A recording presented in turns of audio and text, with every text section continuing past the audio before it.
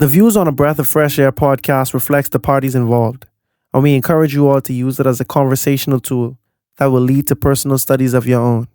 Hallelujah, hallelujah, hallelujah,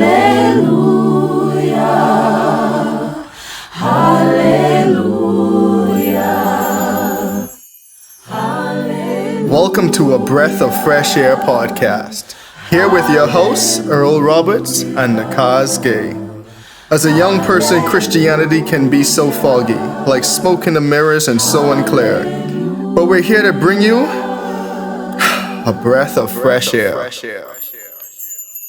In the beginning, God created the heavens and the earth. Just try. Okay, I'll try it.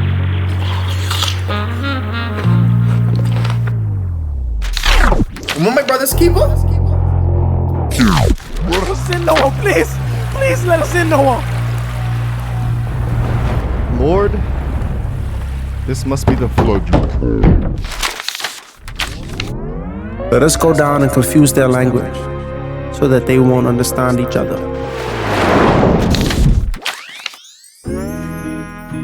Abram, leave your country, leave your people, leave your father's household, and go to a land That I am.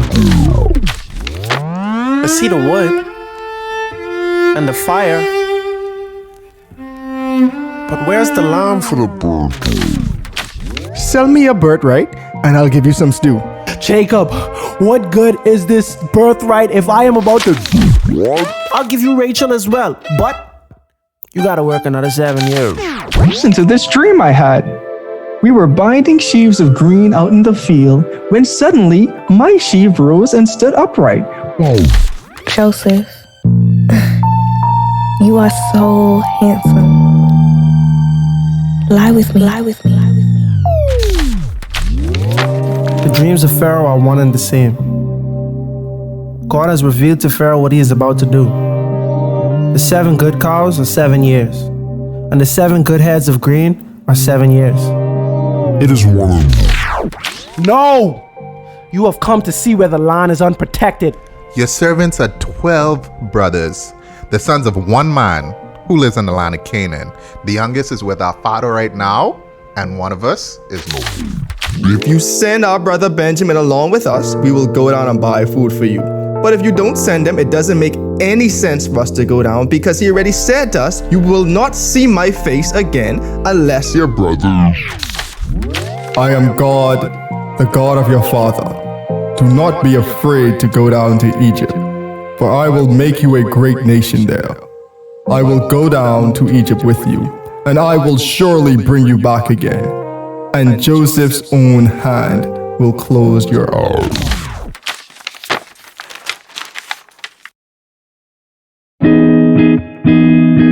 Last week, we reached the end of the book of Genesis. So this week, instead of moving on, we decided to do something special. We brought back all of our previous guests for a recap on the entire book. Be blessed and enjoy this special episode on Genesis. Welcome back to another episode of A Breath of Fresh Air. So this week, we decided to do something a bit special. Last week we said, we were wrapping up the book of Genesis, but I know I hinted to us doing something special, and this is it. So we brought back all of our guests that we've had featured through the book of Genesis for this one special episode. And tonight we're just going to break down the book in total. Just going to talk about some of the high points of the book, some of the low points of the book, and pretty much how it made us feel. So first of all, I want to thank all the guests who are here now because you guys really help with the podcast, and we got a lot of positive feedback from when you guys are on each episode. And the episodes just feel more alive when we have guests. Exactly. People might get tired of hearing me and Kaz every week, but the podcast really feels more whole. So thank you guys for being here. I don't know if you actually want to talk, because y'all actually can talk. We got a lot to cover, dog. We could just introduce everybody. I could just go from whatever to whatever. We got Dom, our boy Dom. Hello, hello, hello. We got Don. Yo. We got Ayana. Hello. All right. My fiance, by the way, just saying. She wasn't that the last time, you know what I'm saying? But you know, God is good. And we got my boy Elijah. Ew. Was good. I laugh because remember last time I didn't forget to introduce you all together. Yeah, my boy just started. All right, so in the book of Genesis, it starts off with in the beginning, the first book. And so we start off with a bang, talking about creation. And so, No pun intended, because it didn't really start off with a big bang. You understand? oh what I'm saying? yeah, poor choice of words. Right. But we see in the beginning, God spoke, and from His words, everything that ever was and ever is and ever will be came into existence. God created the whole universe in 1 week. And so that's pretty much where we're going to kick it off. I mean, first question I'll ask is, which was, like, does anyone have a special day of creation that was their favorite? And potentially why? I'm just gonna start it off by saying the Sabbath day. Safe answer. for obvious reasons. Listen, when I tell you, like, I started working in 2019, and I thank God every day for Saturday, because Lord knows if I had to go through an entire week of work and then go and work on Saturday and Sunday, I would have died a long time ago.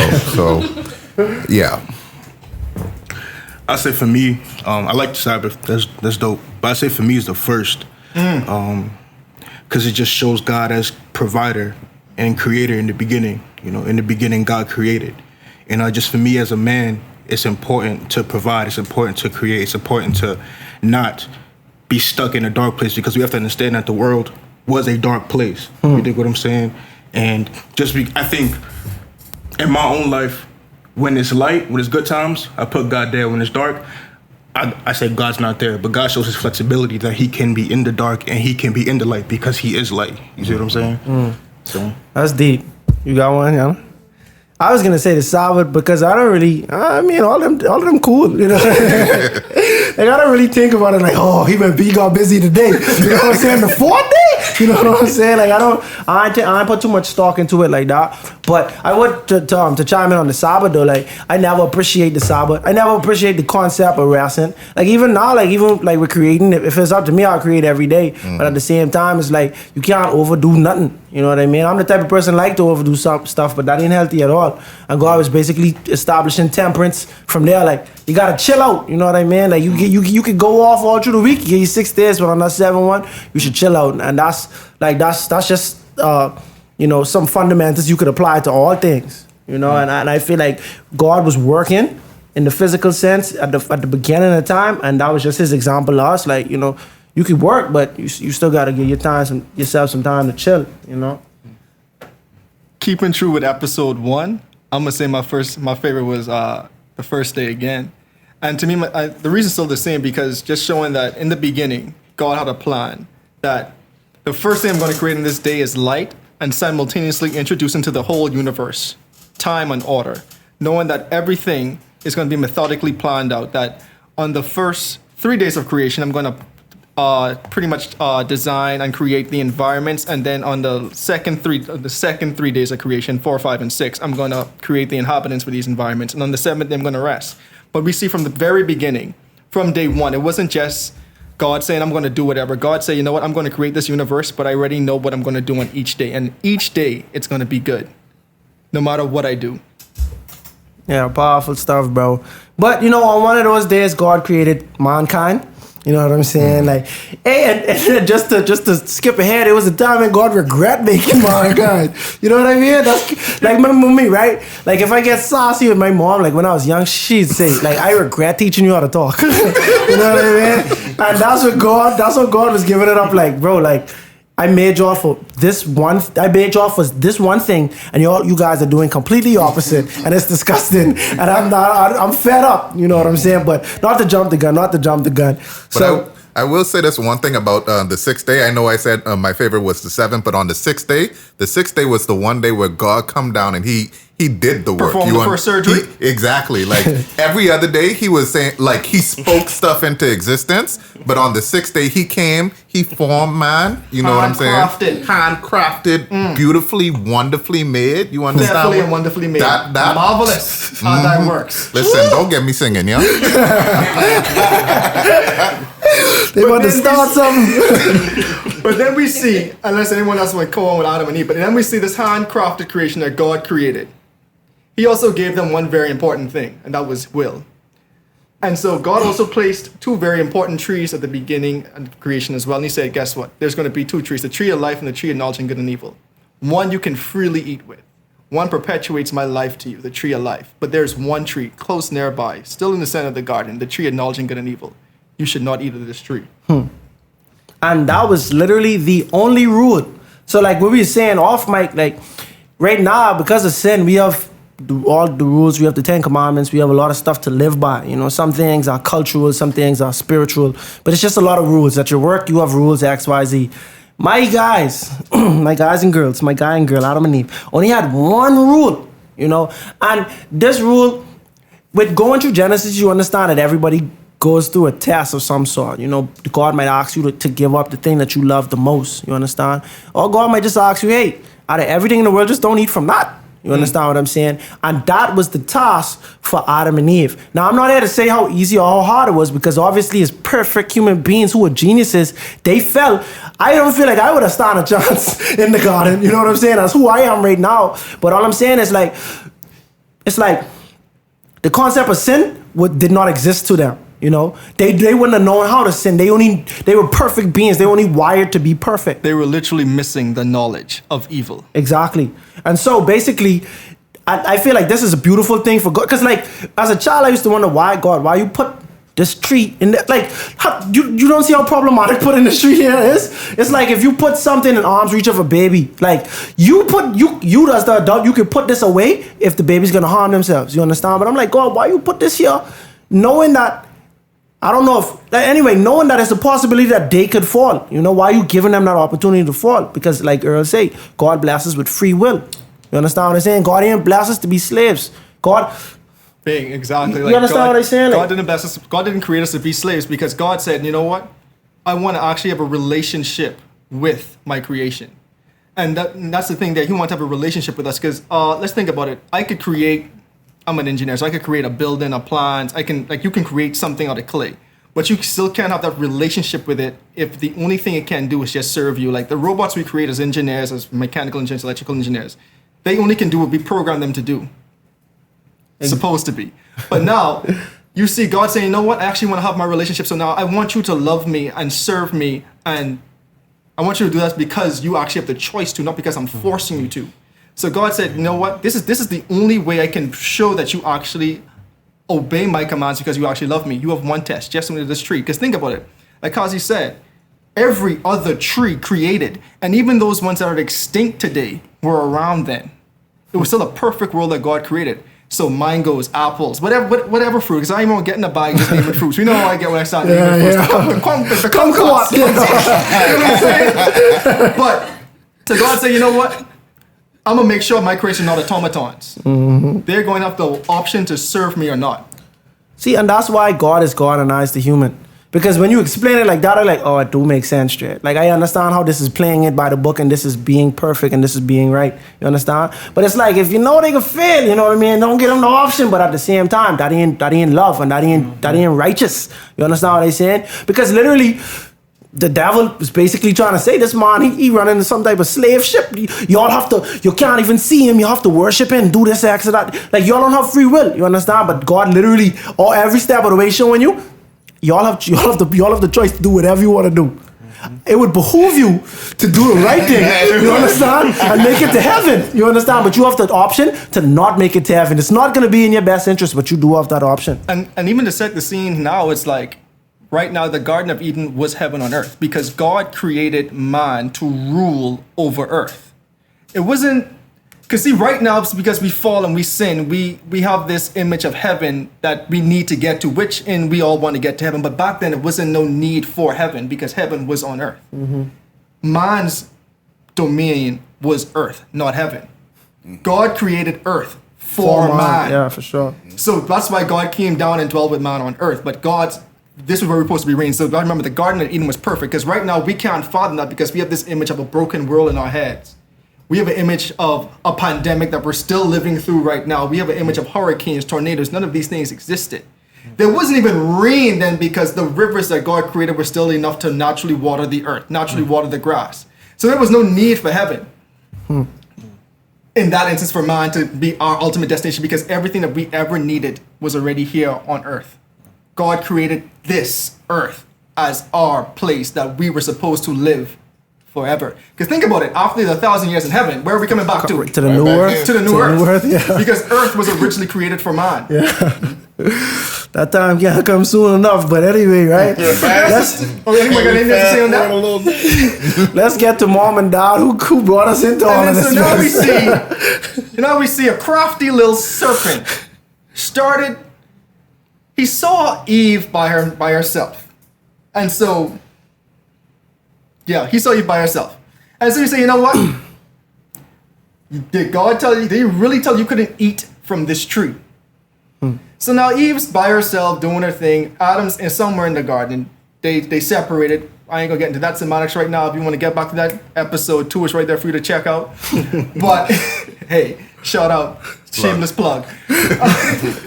But they got separated. So now we see, okay, Eve got enthralled by this snake in the tree.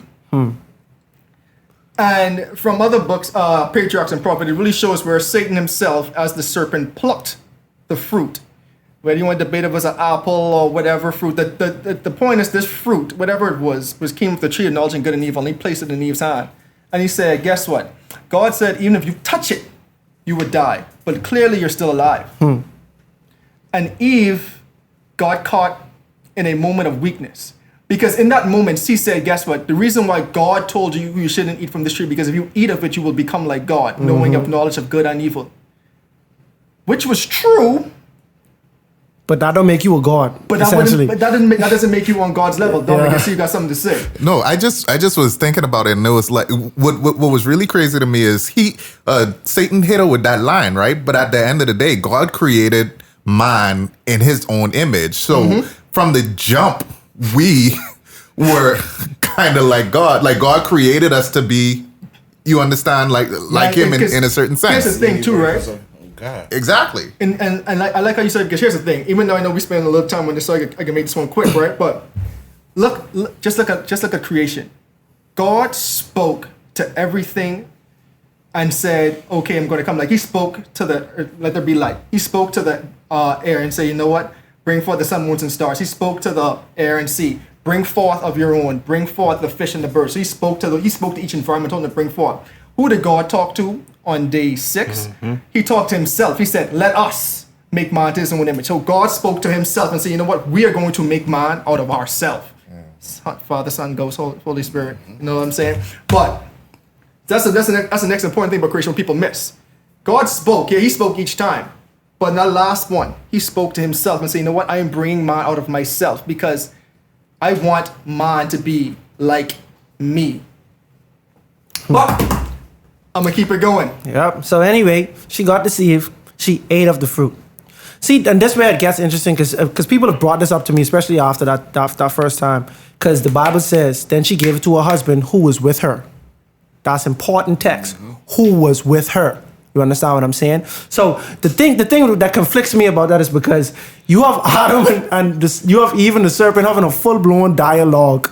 As said in the Bible, but no Adam, no speak. You had nothing spoken from Adam. They have time to talk and sing and do all type of stuff, right?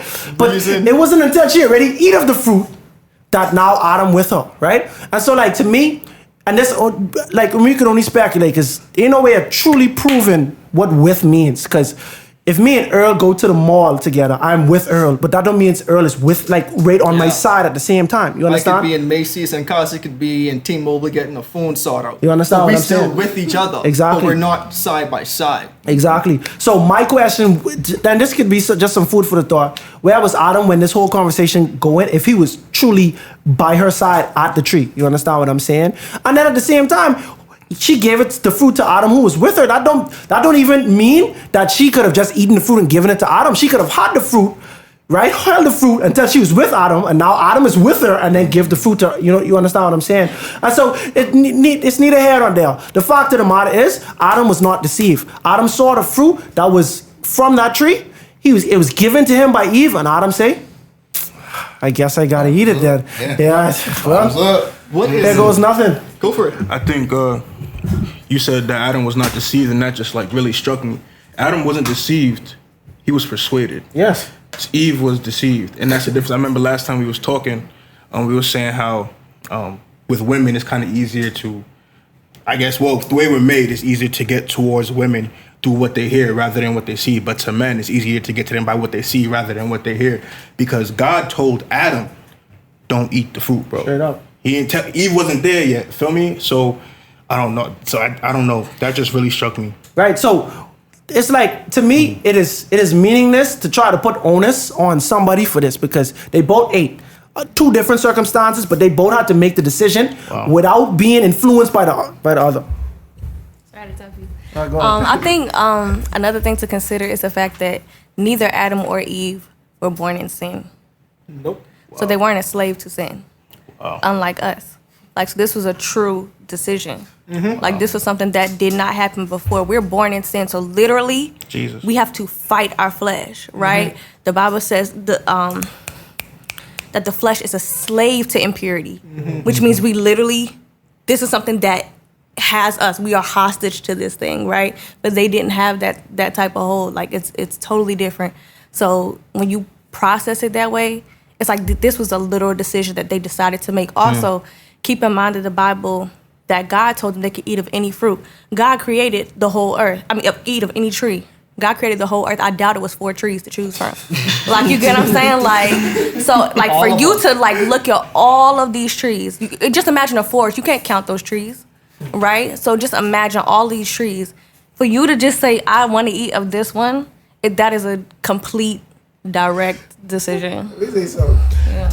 Back home, I got 4 trees in my yard already, man. 4 completely different fruit in my yard, bro. You understand what I said? They had options. Now, didn't the Bible say, though, like, those trees was beautiful, though? They were different, you know, so, but you're right, there was so many, but I always imagine, like, I don't know, like, that fruit, all the fruit was beautiful and colorful, but like this fruit was just glowing. Like, man, I shouldn't do it. I shouldn't don't look over there, but don't do it's glowing, I mean, like, the weird thing is, like, it's so hard for us to fathom, because we can't fathom what it is to not have that sinful lust pulling us. And like you say, because I just like how you point that out, because they didn't have that. So they very well, even though, I mean, you have the devil himself tempting you. So I don't know. I don't know what that's like. I don't know if I'm on that level yet. I think I might still got little pesky demons tempting me over here, you know. But yeah, I don't know what that's like. I don't know what that's like. But now we see. I mean, if anyone got anything else to say in Canaan thing, I'm gonna progress it. So now we see God ultimately came down, and he was like, Adam, where are you? I just imagine God in the cool of the day, just walking in the garden. Adam, where are you? Eve, you're naked. Check representation of the false skit, guys. That's what Dominic said. But, so now we see, so now in all seriousness, God addressed Adam. The reason why he addressed Adam when he came back, because God left Adam in charge of the earth. Adam instantly shifted blame to his wife. Lord, the woman you gave me the fruit. God said, okay, cool. Eve, what happened? Went to Eve. The serpent you created tempted me. God said, okay, what happened? He go into the serpent. I ain't even ask you what happened. I already know. I already know what you got going on. See here. So we see God instantly start to curse them in the way they possibly, and say, okay, serpent, here's your curse. Then goes to Eve. Eve, here's your curse. And then Adam, here's your curse, because you know you should have been in charge. And God said, you know what? The presence of God cannot dwell with sin. The Garden of Eden was created to be a perfect, holy place. You guys have desecrated it. You guys have to leave. And even to ensure that they don't come back, God put a cherubim. Cherubims are actually kind of freaky looking. Freaky, scary. I ain't even going scary. But to top it off, with the cherubim, this cherubim had a flaming sword to guard the entrance to the Garden of Eden. Just to make sure that, guess what? Y'all ain't coming back in here. And so now we see, to keep it going, Adam and Eve had two sons, Cain and Abel. So basically, and this going back, my bad dog, and this going back to the topic of everybody being tested. So we know what Adam and Eve's test was, right? Cain and Abel, this wasn't even a test. This was just standard procedure. You understand what I'm saying? They are to offer sacrifices. If there's no shedding of blood, there's no remission of sins. You understand? And so basically, they were to offer a lamb for sacrifice. And this is something that we've seen straight throughout the book of Genesis. People offering sacrifices. Jacob offered a lot of sacrifices. And so this particular time, Cain decided that I am not going to offer a lamb for sacrifice. I'm going to offer fruits and vegetables, or maybe just vegetables, but it was plants that he offered for sacrifices. Produce. So God, in order to show his pleasure or displeasure, a fire came down and accepted Abel's sacrifices, but nothing happened to Cain's sacrifice. And then what got me too was like, keep on going forward. Growing up, they always paint the picture that Cain never really had a conversation with God. But what got us when we actually did this episode was that, no, God literally talked to Cain and was like, hey, bro. This Earl paraphrasing now, so don't hold it against me. Hey, bro. I don't want your fruits. I want a lamb. Give me a lamb, I'll sacrifice it. After this conversation, Cain was like he doubled down. Bro, I am not giving you a lamb. You will accept my fruits. Right. And then he started taking it on Abel, like, Abel, hey, come, let's go in the field for a bit, eh? I got some blood for you. But shedding of blood is what you want. But I always imagine that part, like, when they offered their sacrifices, you know, Abel, this beautiful flame from the sky come down and they accept that and everything, and Cain standing on the side with his fruit just looking, and it's not, how long you think he stood there waiting? You know, and the fire still just glowing and beautiful, and I does it when it was produce, and any second going, here I am, God. You know what I'm saying? So, Top of this foot. It's funny because that picture, like, it have me thinking of Cain, like, eagerly smiling, like, it's my turn now. You know? My fire coming soon, too. Then the SpongeBob voice comes on 2 hours later. Yeah, so my biggest thing from this is though that he had misplaced anger. You were angry with God. And like I feel like that's human nature. We get angry with God, right? But when you look at all of the facts of the case, we are wrong all the time. When we angry with God, we wrong. You understand? Because we might be thinking of this wrong. We might have done something wrong and God disciplined us. And now we upset about it. And that's the case here. And Cain didn't even get disciplined. All his sacrifices didn't get accepted. You understand what I'm saying? Like, we don't know what implications could have came after that. But God was like, bro, you do this will happen. If you don't do this, that will happen. You understand? And from there, he wasn't feeling God or not, and he had to blow off his anger some way. And so the closest person involved was Abel, his younger brother, and he ended up killing his brother. You know what I'm saying? Yeah, and another thing that really stood out to me about this was the fact that just a matter of where your heart is in all of this. You understand what I'm saying? So God gave you specific instructions. He's like, all right, I'm trying to, like, I know that sin happened, but I'm still trying to, keep this relationship with you guys going on. In order for us to stay close, in order for your sins to be forgiven, this is what you need to do. But it's like Cain didn't even care about, like, what he needed to do in order to get his sins forgiven. He just wanted to be recognized. And I don't know if this is what it is, but I kind of feel like he just want to be recognized for the things that he did, for the fruits of his own labor, right, versus trying to, get God to forgive him for all of the sins that he might have committed. So it's just a matter of where your heart is in all of this when you're trying to give back to God. And we can see Cain, his heart was not in the right place. When God come to him, hey, where your brothers? Am I my brother's keeper? You know what I'm saying? Like, and that's a big line, though. I ain't gonna lie, bro. I ain't gonna lie. That's a big line. You know what I mean? But how you getting spicy with God? I don't get it. I don't. You just commit the first murder ever. And this is God too, because it's like, just like when he came back and looking for Adam and Eve, hey Adam, you hiding. It's God, man. Right. And then it's like you say you get spicy with God when he like, hey, where your brother at? You like, I don't know, even thinking about it put fear in my heart, but my dog said under me, and my brother's keeper. Right. You know what I'm saying? He like, dude, his blood is crying out to It's me. crying. Like, are you serious? I'm God. Like, you saw the fire when I took Abel's to like, come on, what are you doing? It just showed the patience of the Lord, man. Like, I think he just should have been, poof, you done. Like, just stop, poof.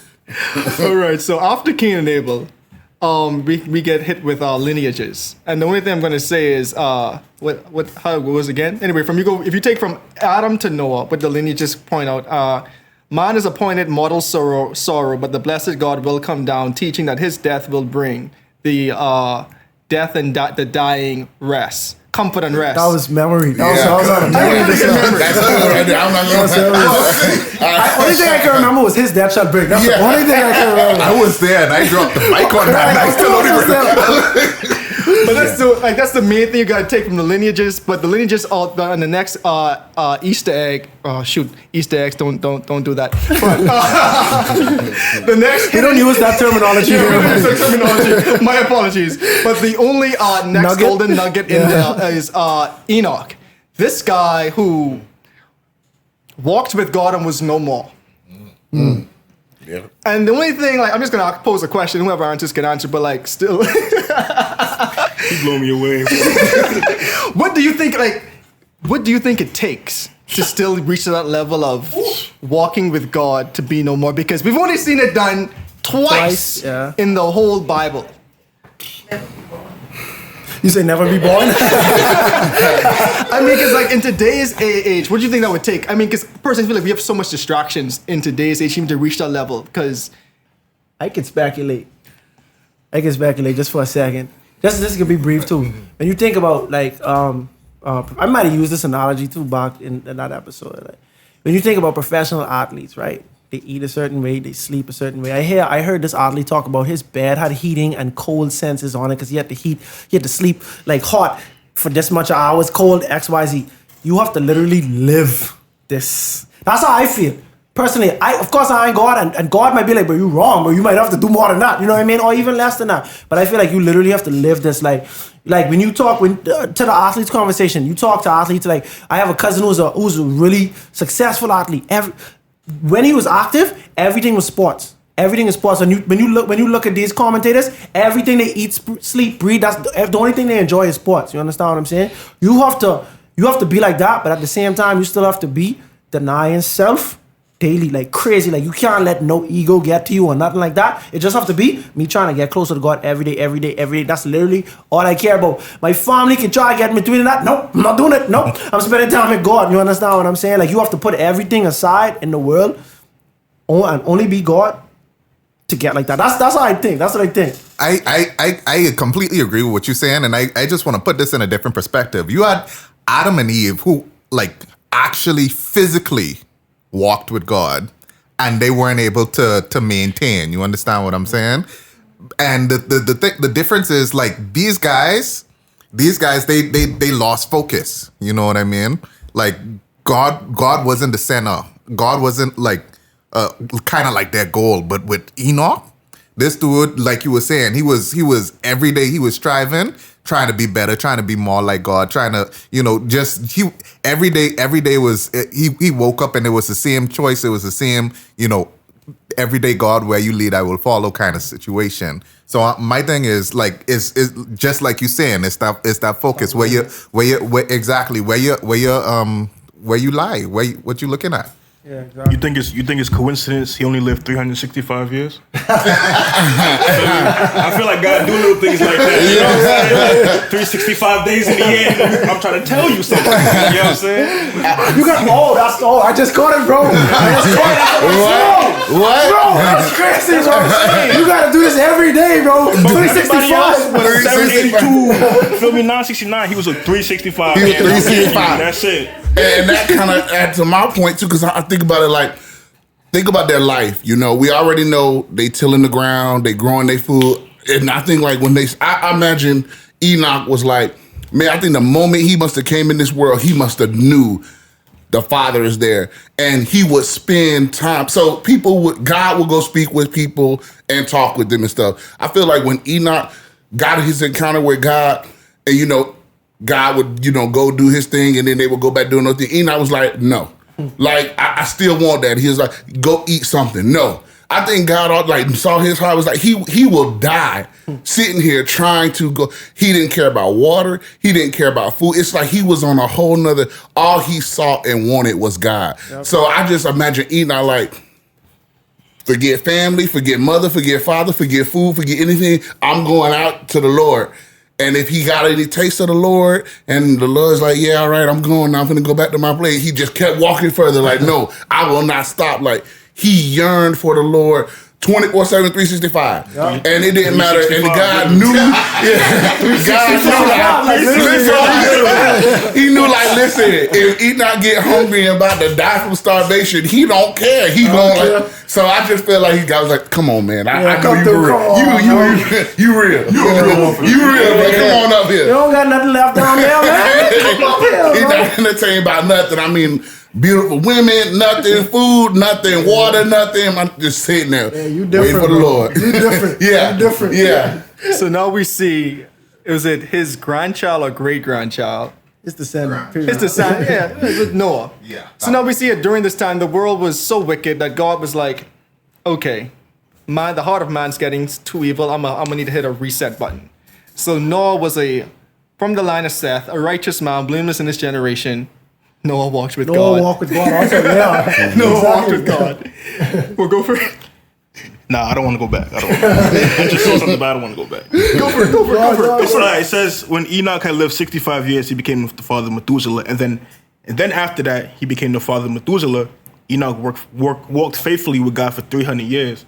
So that means that whole 365, he wasn't walking with God. But you see what I'm saying? True.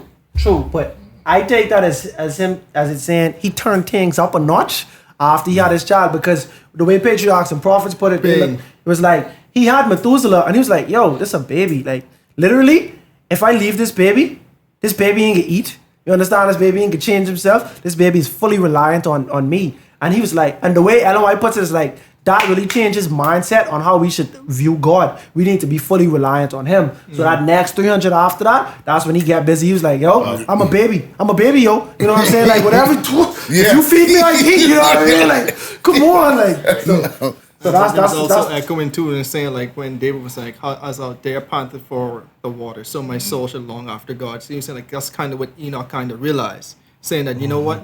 Going back to Kazi's point, just like how a baby needs his father and as a deer hungers for water, that's really how I should be longing after Jesus. And he said, okay, I'm going to commit my life to that.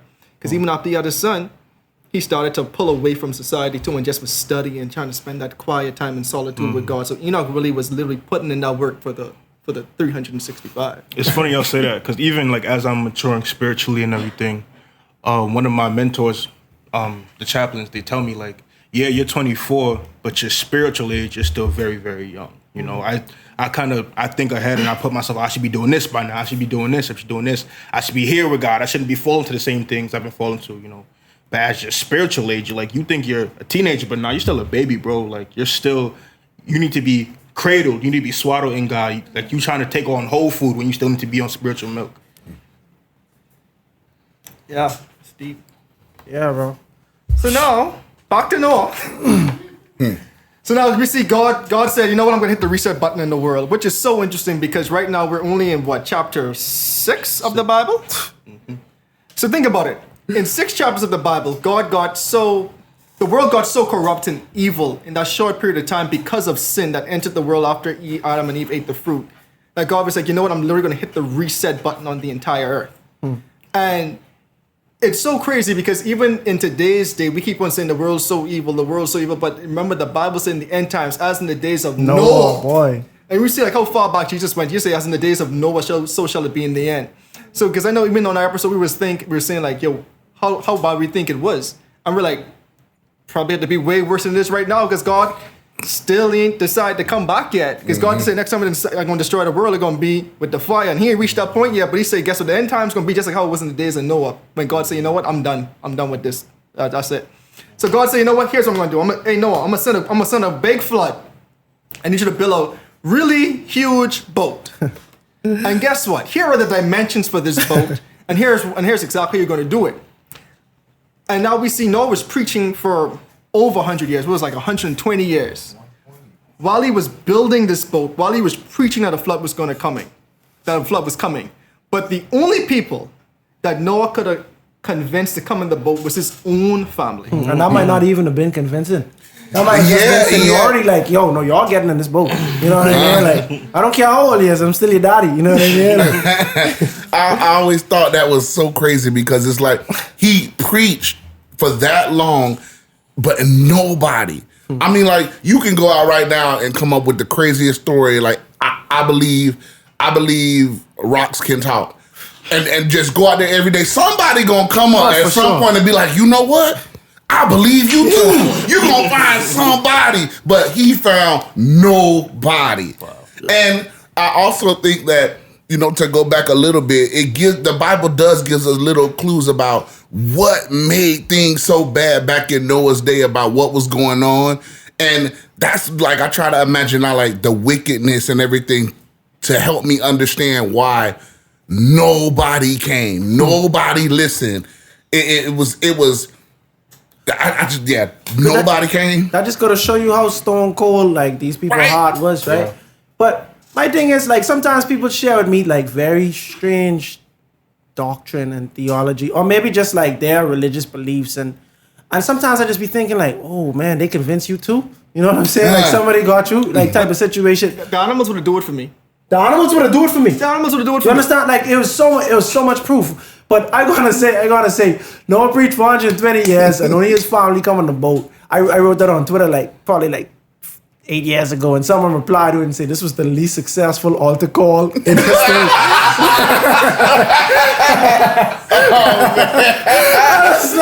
was like, that's crazy. But my thing is, I'm sure because this is the thing. It wasn't Noah. Like, Noah was preaching, but the Holy Spirit was still moving, right? Nah, it's up to people to harden their heart. I do not believe that the entire world hardened their heart. I believe some people were receptive. You might have been receptive for 50 years. You understand? But that other 70 years, you might have been like, this a lie. You know what I mean? Like, this ain't happening. It's the same thing with Sarah. Just jumping the gun a little bit. God tell Abraham and Sarah, y'all gonna have children. You understand what I'm saying? But it's taking so long to the point it's like, it probably wasn't true Sarah. You know what I mean? You understand what I'm saying? So some people during this time, to give them the benefit of the doubt, they probably believed, but it was such a prolonged period of time, they probably got distracted. And then if he ain't no pastors co-signing you, then, and Noah might not even have been a pastor for real. Like, he might have just been a righteous man still. You know, but if he ain't none of the religious leaders, because they was probably evil too, none of them co-signing that and people following them, you just look like the crazy person, you know? And then it was saying back in like Patriarchs and Prophet as well, it was saying that like they were trying to use the natural laws of God against God, saying that, guess what, bro, how can the flood encompass the whole earth? Because remember, this is still a perfect world they're living in. The flood hadn't happened yet. Naturally. So no natural disaster from God had happened yet? Never rained yet. Right. The earth was still getting watered naturally, well, not water, by dew. They literally were saying the banks of the rivers have never broken their banks. So think about it. So every day you wake up, it's the same. You ain't got to worry about, the clouds ain't getting gray. There's no lightning, there's no thunder. There's no really high and low. I guess high and low tide was still a thing, but the rivers where they were, they had the 4 rivers back in the garden, even though still flowing out. Anyway, too technical right now. But the rivers are never broken their banks. So it's like, yo, what are you talking about? What are you talking about? And then I know we haven't highlighted this yet, but every patriarch had a test. So Noah's test really and truly was one, preaching for 120 years. Because think about it, Noah still has to build this boat. Noah still has to have faith that God is going to send this flood, because granted, you yourself has never seen a flood as well. And then after Noah built the ark, and got trapped in the ark with the animals trapped, God closed the door. They were in that ark for a week before it started to rain. And to me, that week was really where the test was, because that week he could have jumped out the ark saying, "Brian, God, this clearly ain't happening." Mm-hmm. But just think about it. For me, I picture myself okay, I'm in the ark for a week. God, I preached for 120 years. Only me and my family I could have convinced. Now, it isn't like the door shut and the rain instantly starts. I'm still in this ark. Day 1, nothing. Day 2, nothing. 3, 4, 5, 6, nothing. To me, I'd have been discouraged. Even though I know, I'm just thinking about me and my humanness. I'd be like, yo, God, are you Are you playing me right now? Right, but at the same time, after you see all them animals gone in, Yeah, the animals will do it for me. right? But God shut the door himself. You know, God up to something. Whether it's rain or not, I know you up to something. Like, you know, that can give you the hope that this will happen. Like, God didn't say when it was gonna happen, you know what I mean? But he said it was gonna happen truthfully. And you know, that was his thing. So, you know, the flood happened, rained 40 days for 40 nights. They came back, nobody was left on the earth, you know. And when they were trying to come back to society, you know, Noah, first thing he did, plant a vineyard, you know, start to free his mind. You know, it's one of his sons made fun of him while he was passed out naked. And the other two sons covered him, and then while he woke, when Noah came back to consciousness, he put a curse on the lineage of Ham, which was the son that made fun of him. And from there, the next story in the Bible is the Tower of Babel. So during the time, just to set the scene, these are the people, the descendants of Noah and his family, you know. And God, you know, God, as he always says, you know, be fruitful and multiply. But this time he's specific to say scatter amongst the earth. And they were like, no, I ain't really feeling that scatter thing. You know, I was thinking more northward. You know, let's just head up. Let's just go vertical. You know what I'm saying? We just heading straight up. And so they was like, you know what? This is what we could do. We could build a tower to reach the heights of heaven, you know? So they get busy, start getting busy. They start working and working and working and working and working. Just probably took years. And midway through, God was like, yo, let us go down and confuse their languages. Because if we don't do that, anything they put their mind to, they will accomplish. Will accomplish. And that's powerful because a lot of people probably feel like God is being figurative there. But I take that to be literal. I take that as saying God has blessed us with the mind and the capabilities and the powers to accomplish anything we wanted to do. You understand? And let's think, like, just the way I think about it, you know? And there's something, if you all disagree or if you all have some evidence to prove this to be incorrect, write it in the comments, you know, email us, DM us, whatever. But what I'm saying is, these guys wanted to reach to heaven. Part of the reason they wanted to do that is because the world had already been destroyed by a flood. Now, if we build a tower that's super high to go all the way to heaven, we can't get destroyed with the flood, so God ain't gonna be able to do this no more. And God was like, yo, they onto something. You know what I'm saying? And if God didn't feel like they had the capability to actually reach into heaven, then I don't see why God would have took this lengths to distract them, you know, and why God would have even said anything they wanted to do, anything they put their mind to, they'll be able to do, you know. And so I don't know if anyone else want to chime in on the topic. But yeah, so I mean, like, if anyone, just to keep the story going forward again. So now we reach the hinge in Genesis now. So now we see that the first 11 chapters of Genesis was really focusing on God and the world, and we see a God created man. They got evil. God say, you know what, I'm hit the reset button. So now Genesis pivots. So now we go through the table of nations where God essentially breaks down where all of Noah's children descended and where they went to. And the importance of this part, you actually could historically check and see which nations started to develop even to this day from the table of nations. Now going forward, this next half of the Bible, next half of Genesis, we're going to start focusing on God and Abraham's family. So now after this, we see after the Tower of Babel, God said, you know what, be fruitful, multiply, and scatter. And guess what? You guys have to scatter now because I confused your languages. So it wasn't just, I'm destroying this tower. God said, you know what? The reason why you guys even was able to come together and form this evil deed is because you guys could all speak the same language and you all could talk to each other. You know what? I'm confusing your tongue. Because what would have stopped them from doing it again? Doing it again. You know what I mean? Like, and the next thing, too, they were saying, like, in the Tower of Babel, anyway, think about it.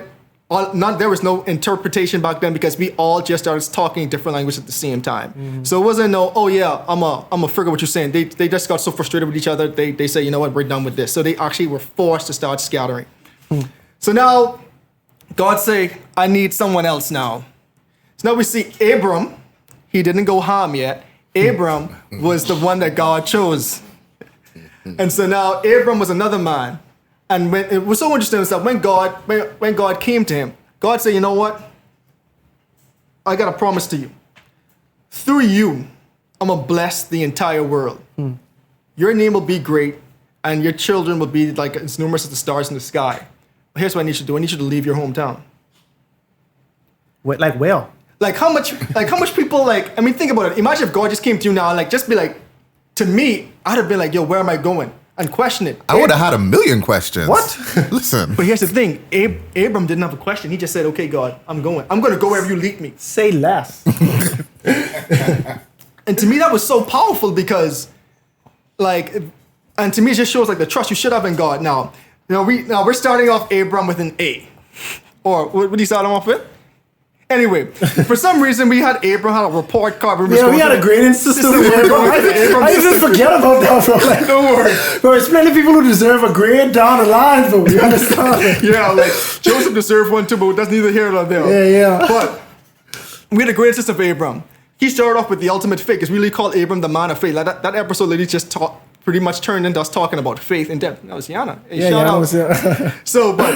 So we really started going in depth with faith with Abram, just showing because the amount of faith that takes. Because God promised you this. You had a relationship with God, but God, like this, well, granted, years have passed, but you see God like wait a couple generations and say, you know what, Abram, here you go. You're the guy I'm singling out to make this promise to. But I'm going to have to take you out of your father's household, and you're just going to go to a place that I will show you. He didn't even say, yeah, you know, you're going to go to Israel, you're going to go to the Bahamas, you're going to go to Canada. It was like, nah, I'm going to show you this place. You just got to have the faith and trust me. And he went. And as he went along the way, he had a wife, and then he also had a son with him. Well, his son, his nephew, because his brother died away, by the Chaldeans. Or I got a really quick question for y'all. Was Abraham a triplet? Abraham? Abram? Oh, Abram? Oh, I don't think so. Just off of the way that they because if you look at in Genesis 11 and chapter you like identified triplets. I just saying because Terah became the father and this chapter 11 verse 27. This is what I'd say. Yeah. If they say what age Terah become the father of a three of them, we could assume he's a triplet. But if they just say Terah had 3 sons, he said after Terah had lived 70 years, he had become the father of Abram, Nahor, and Haran. Well, but what I would say about that though, we know that Abraham is Sarah's brother, but from a different, they have a different mom. You understand? So that, to me, that implies that Haran was his dad's name, right? Or Terah. Terah, that implies that Terah wasn't monogamous in that, you know, it's just one person I having children with. So he could have been, I know a guy who him and his brother was born in the same 24 hours by 2 different women.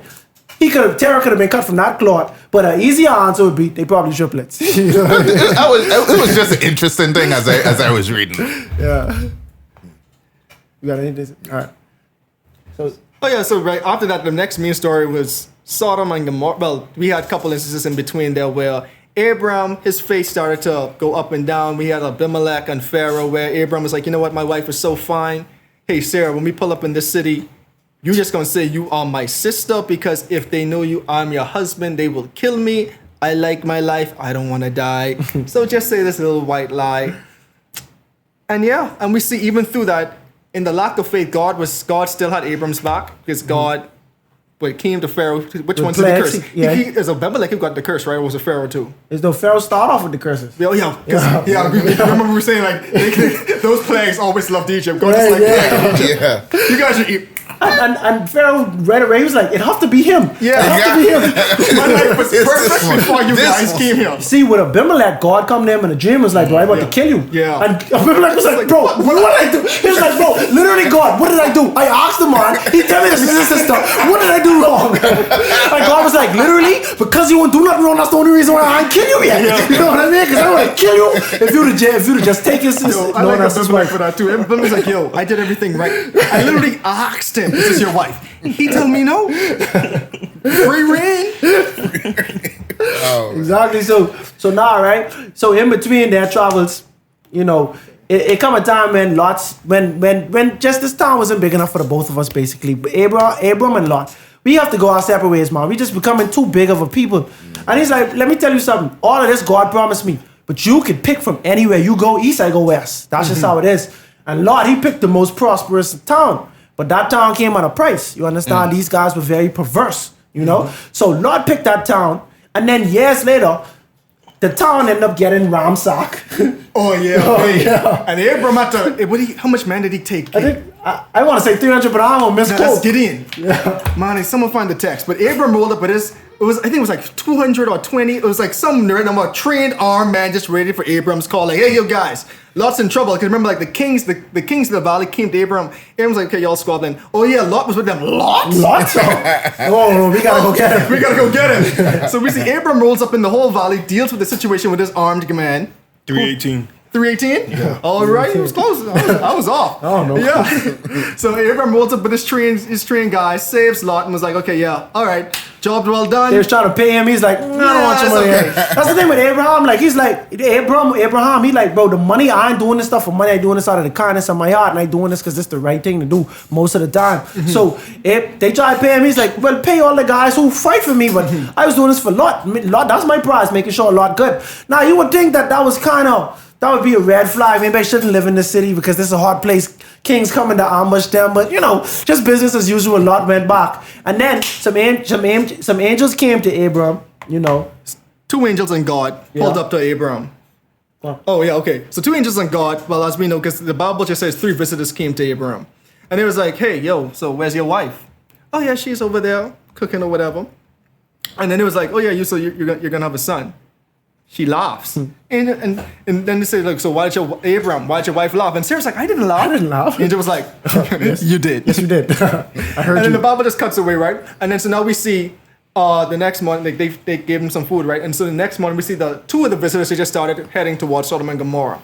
And the 3rd visitor stayed and was like, and just started wondering himself, should I let Abram know what I'm about to do? And Abram's like, what's going on? And he was like, yeah, so Sodom and Gomorrah, yeah, I'm about to destroy them. They're pretty wicked. This is me paraphrasing, obviously. Abram like, yeah, okay. They're pretty wicked. And Abram was like, like, so Sodom and Gomorrah, so like, and so we see Abram start to like trying to grapple with this. So you're telling me that, like Everyone? you're gonna kill everyone. Like, suppose I find like how much number do you start off with? 50. I think it's 50. Yeah. I think it was. Like, would you say that I find 50 righteous people? And God's like, I'll do it for 50. I'll do it for 50. He haggling with God now. And everyone's like, I got him. Okay, so 50, would you do it for 10? And I was like, okay, yeah, I'll do it for 10. I'll do it for 10.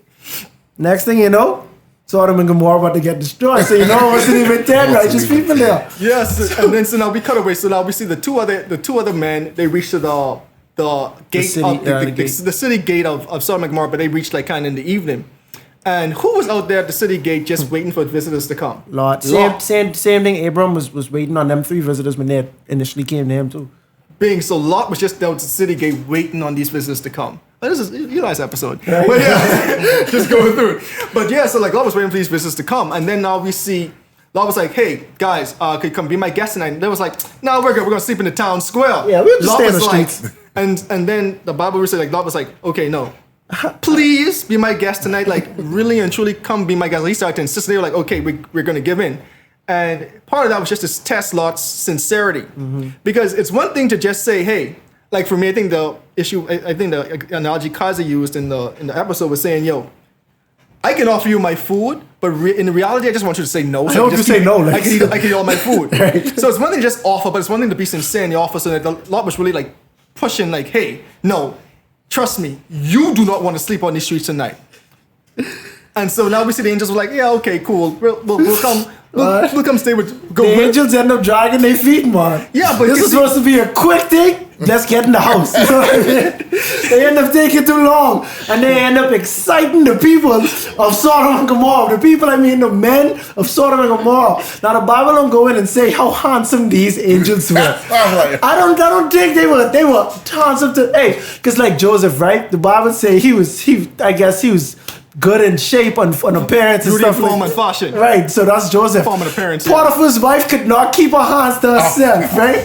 We don't know that this was the case for these angels, but that or not, these guys took extreme measures to get what they wanted. Because at the time, man, Lot finally made it home. The whole town knew. That's why I say these people had to been dragging their feet. The whole town of men knew, both old and young. Word spread fast. We got some new meat. Fresh meat. In the city tonight. So it's like they was going around knocking on doors. Hey, we got some. Yo. We got a 138 in progress. Lot's house. Tonight's It's the spot of the night. But the part that really gets me too, right? Think about it. This is how I just know they were so deprived in the mind. And Lot was kind of a weirdo for this too, but Lot says, here's what, guys, please don't do this evil thing. These guys are guests in my house. Here are my 2 virgin daughters. You can do to them as you wish. That looks so bad on Lot, bro. That look bad on Lot, bro. God said, here's my 2 virgin daughters. You can do with them as you wish. And they were like, Lot, we will do to you worse than we will going to do to them. Bring them out. So Justin, it's so funny because the angels had to intervene right there and there. But I wanted to know what Lot's next move was going to be, bro. I want to know because he was ready to sacrifice his daughters, bro. What you think for these strangers? Bro, I think about it, like, it's just so crazy because we know the Bible don't go in detail in certain places, but like the Bible was like, just paint this picture very clearly. The angels say, you know what? Blind, Lot, come back and Lot, come inside, blind y'all, Lot, guess what? Time's up, buddy. Jig is up. We angels. We come here to destroy the city. You need to go now. But here's the next thing. So Lot and his wife started to dilly-dally themselves too. Because the angels, their instructions were to destroy the city that night. Right. And they say, we ain't gonna destroy the city until y'all make it to your destination. Make it to somewhere safe. Because they was like, go in the mountains. Lot was like, we can't make it We can't make it down. We don't want to go down. Please allow us to go here. I think it was Zoar maybe. Yeah, like the next city down. And the angel was like, fine. Yeah, go there. But they was like, go now because we cannot start until you get to your destination. And so we see the wife on a journey. It's a long journey, but the wife kind of got inquisitive. Yeah. It's just like, I mean, because think about it, like the whole city is about to get destroyed. And like how we paint the picture and like how the Bible kind of paints it too. Like think about it, you're leaving everything that you know behind. And we talked about how easy it was for Abraham to do that, but this is kind of living the high life. You're living in the most poppin' city. I don't know what they equate that to right now. Atlanta, Miami. You're living in a Dubai. Yeah. City in Dubai. You're living in Dubai. And everything's popping. So you live in this lavish lifestyle. Because we literally know like Lot literally chose this land because it was so lush and so lavish. And you're leaving all this behind in a quick second. And also your family, your friends, because Lot didn't marry a Hebrew. Lot married someone from Sodom and Gomorrah. Yeah. So. Leaving all this behind. And she looked behind. And the angels also say, do not look back. Don't look back. She ended up doing. Leave this life behind. Leave what you're doing and don't turn back. You can take that literally, metaphorically, however you want to do that, but it would have to been physically turn back. Definitely physically, because she physically turned into a pillar of salt. Yeah. Salty.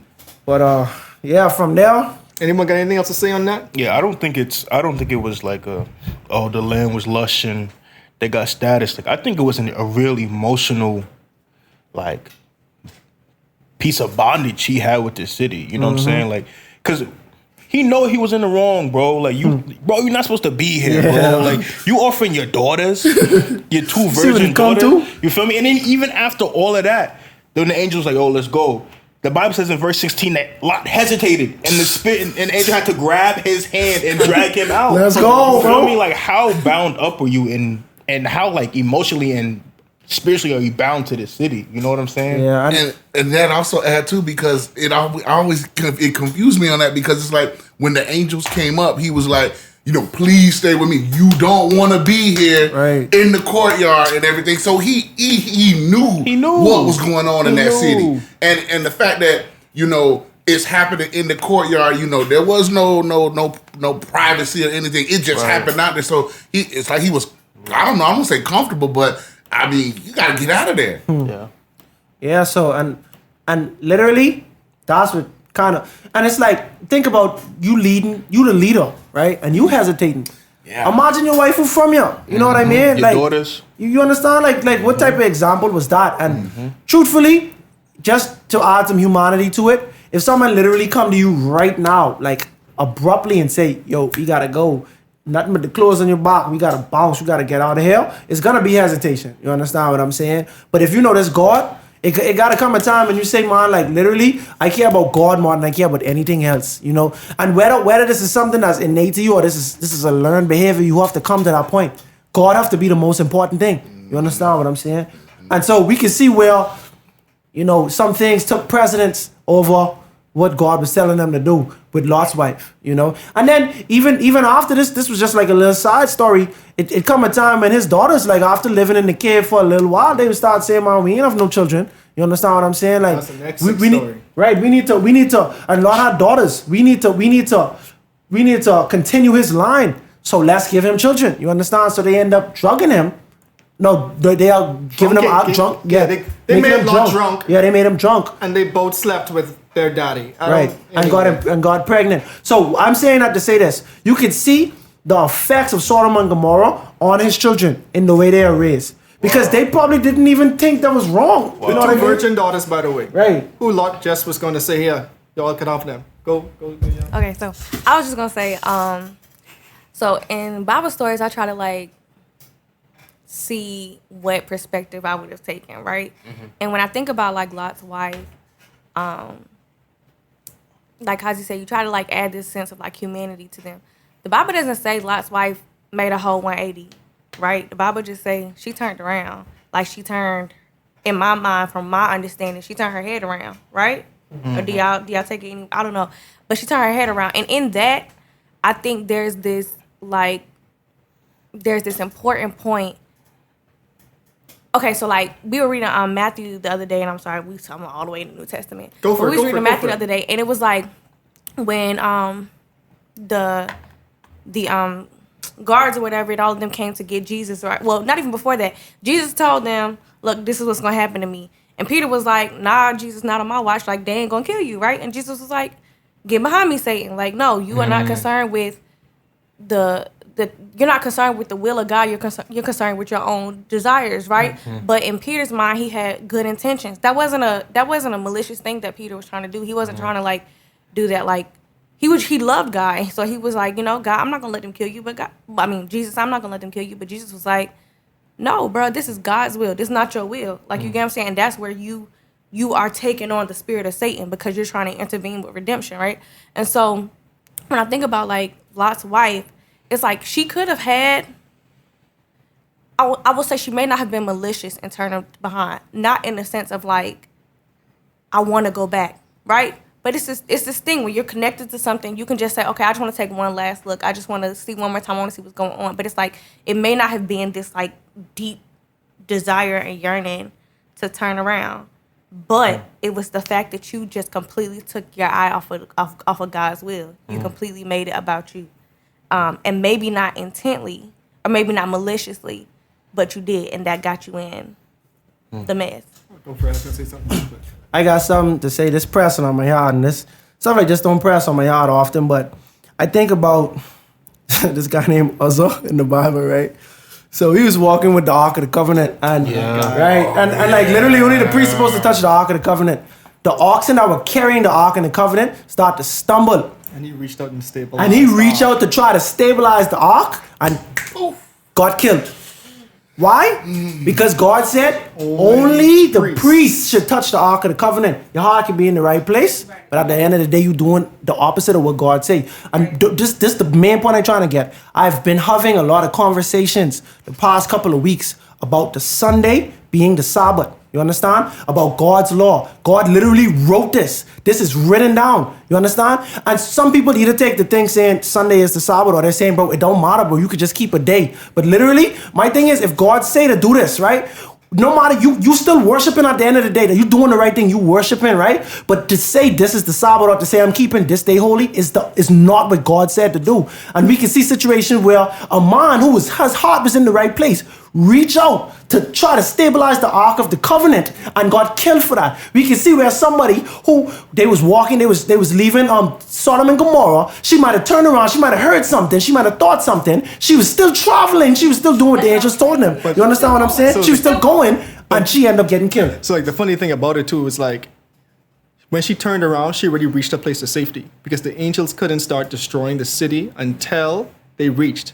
She reached Zoar, and she heard the destruction of Sodom and Gomorrah, and that's when she turned around. So like that's like the part about it too, because remember in the episode we were saying like she literally reached her place of safety. She already reached where God brought her from and brought her to, and the connection still pulled her back. Because remember our main point in that episode too was like, where what haven't you given up that God is still telling you to give up? Like, what is your Sodom and Gomorrah? What do you need to leave behind? Because, like Kazi just said, she still went. She could have easily not gone. But it's like, just because you going in the direction that God telling you don't mean you want to be there. Like, you get what I'm saying? Like, and like the next thing too, it's like a person convinced against their own will is still a man unconvinced, because like she pretty much was like, yo, I'm Lot's wife, I have to go. Yeah. But she wasn't actually completely sold on leaving. It was just being a good wife, but her heart still wasn't there. And since she left her heart in Sodom and Gomorrah, her body essentially got back in Sodom and Gomorrah. Also got destroyed. Not to be grim. But I'm gonna keep it going. Sodom and Gomorrah is an awesome story. So now after Sodom and Gomorrah, we see Abram, who is still Abram at this point. Sarah was like, you know what?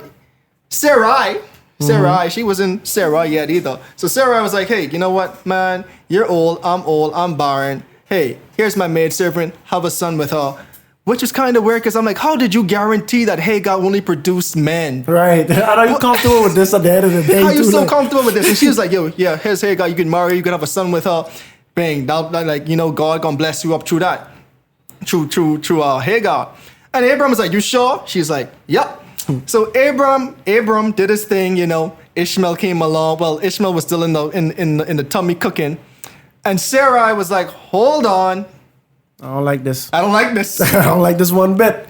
And she went to Abram complaining. Abram was like, hold on. Whoa. The woman you gave me, you know what I'm saying? Like, this is your maidservant. You do it as you wish. I ain't even getting in this. And so Sarah's like, oh, cool, bet. Banished. She dealt harshly with her, and Hagar ran away. And then we see angel of the Lord came to Hagar. It's like, I just remember this. Where you going? I remember Nick. Hagar, where have you come from, or where are you going? And Hagar was like, yo, my mistress treat me poorly. Angel essentially said, guess what? Go back, because you're carrying Abram's child now. He will also be, he's also blessed. He will be called Ishmael, because he will be a wild donkey of a man, but he will also have many nations through him as well. They went back. So now, where are we at now? So now basically they coexisted, and then, you know, because when the angels were there with Abraham, they were like, yo, the next year around this time, Sarah could be pregnant, or she would have a child, one of the two. And so basically they had the child now, this Isaac, the promised son. They had a feast, you know, they were celebrating, and while they were celebrating, and this was years later after Ishmael was born, this was probably like 15 years later, and at the time, Ishmael and his mom were kind of mocking them, and you know, Sarah took offense to that, and she was like, "Abraham, you gotta banish them." Abraham kind of tarried a little bit, and God was like, "Nope, you gotta banish them ASAP, sap." You understand? So the next morning, Abraham sent them on their way, and that was the end of that. And so what are we gonna do? Sarah's death? Yeah. So Isaac was born. Yeah. So Isaac was born. Then Sarah, she died, and then so now we have verse 24, chapter 24, which is the longest chapter in the Bible, where we had Eliezer, Abraham's faithful head servant, master in charge of his household. He's like, hey, Eliezer, I'm getting old. I need to find a wife for my son. I don't want a wife from in the land of Canaan. That's a no. I need you to go back to my hometown and find a wife for my son there. And which is so, well, pardon me. Oh, yeah. We skipped that part. I was wondering. Which part that was? We skip a very important part, ladies and gentlemen. Pardon us. We have our lovely people here helping us out. So, like we said, there's always a test. And so Abram, after his several tests, there was one important test. So Isaac was grown up now. Oh, that's what we skipped. Yeah. God provides a lamb. Oh man. So, man, Kazi, I'll let you take it. Yeah, I mean, so basically, right? If Abraham hadn't been tested enough already, right? God was like, all right, man, so like I had you waiting decades to have this son because you're going to be a great nation. Now, you remember that son with you, but I was telling you about? I need you to kill him. You understand? And so like, and God came to him in a dream.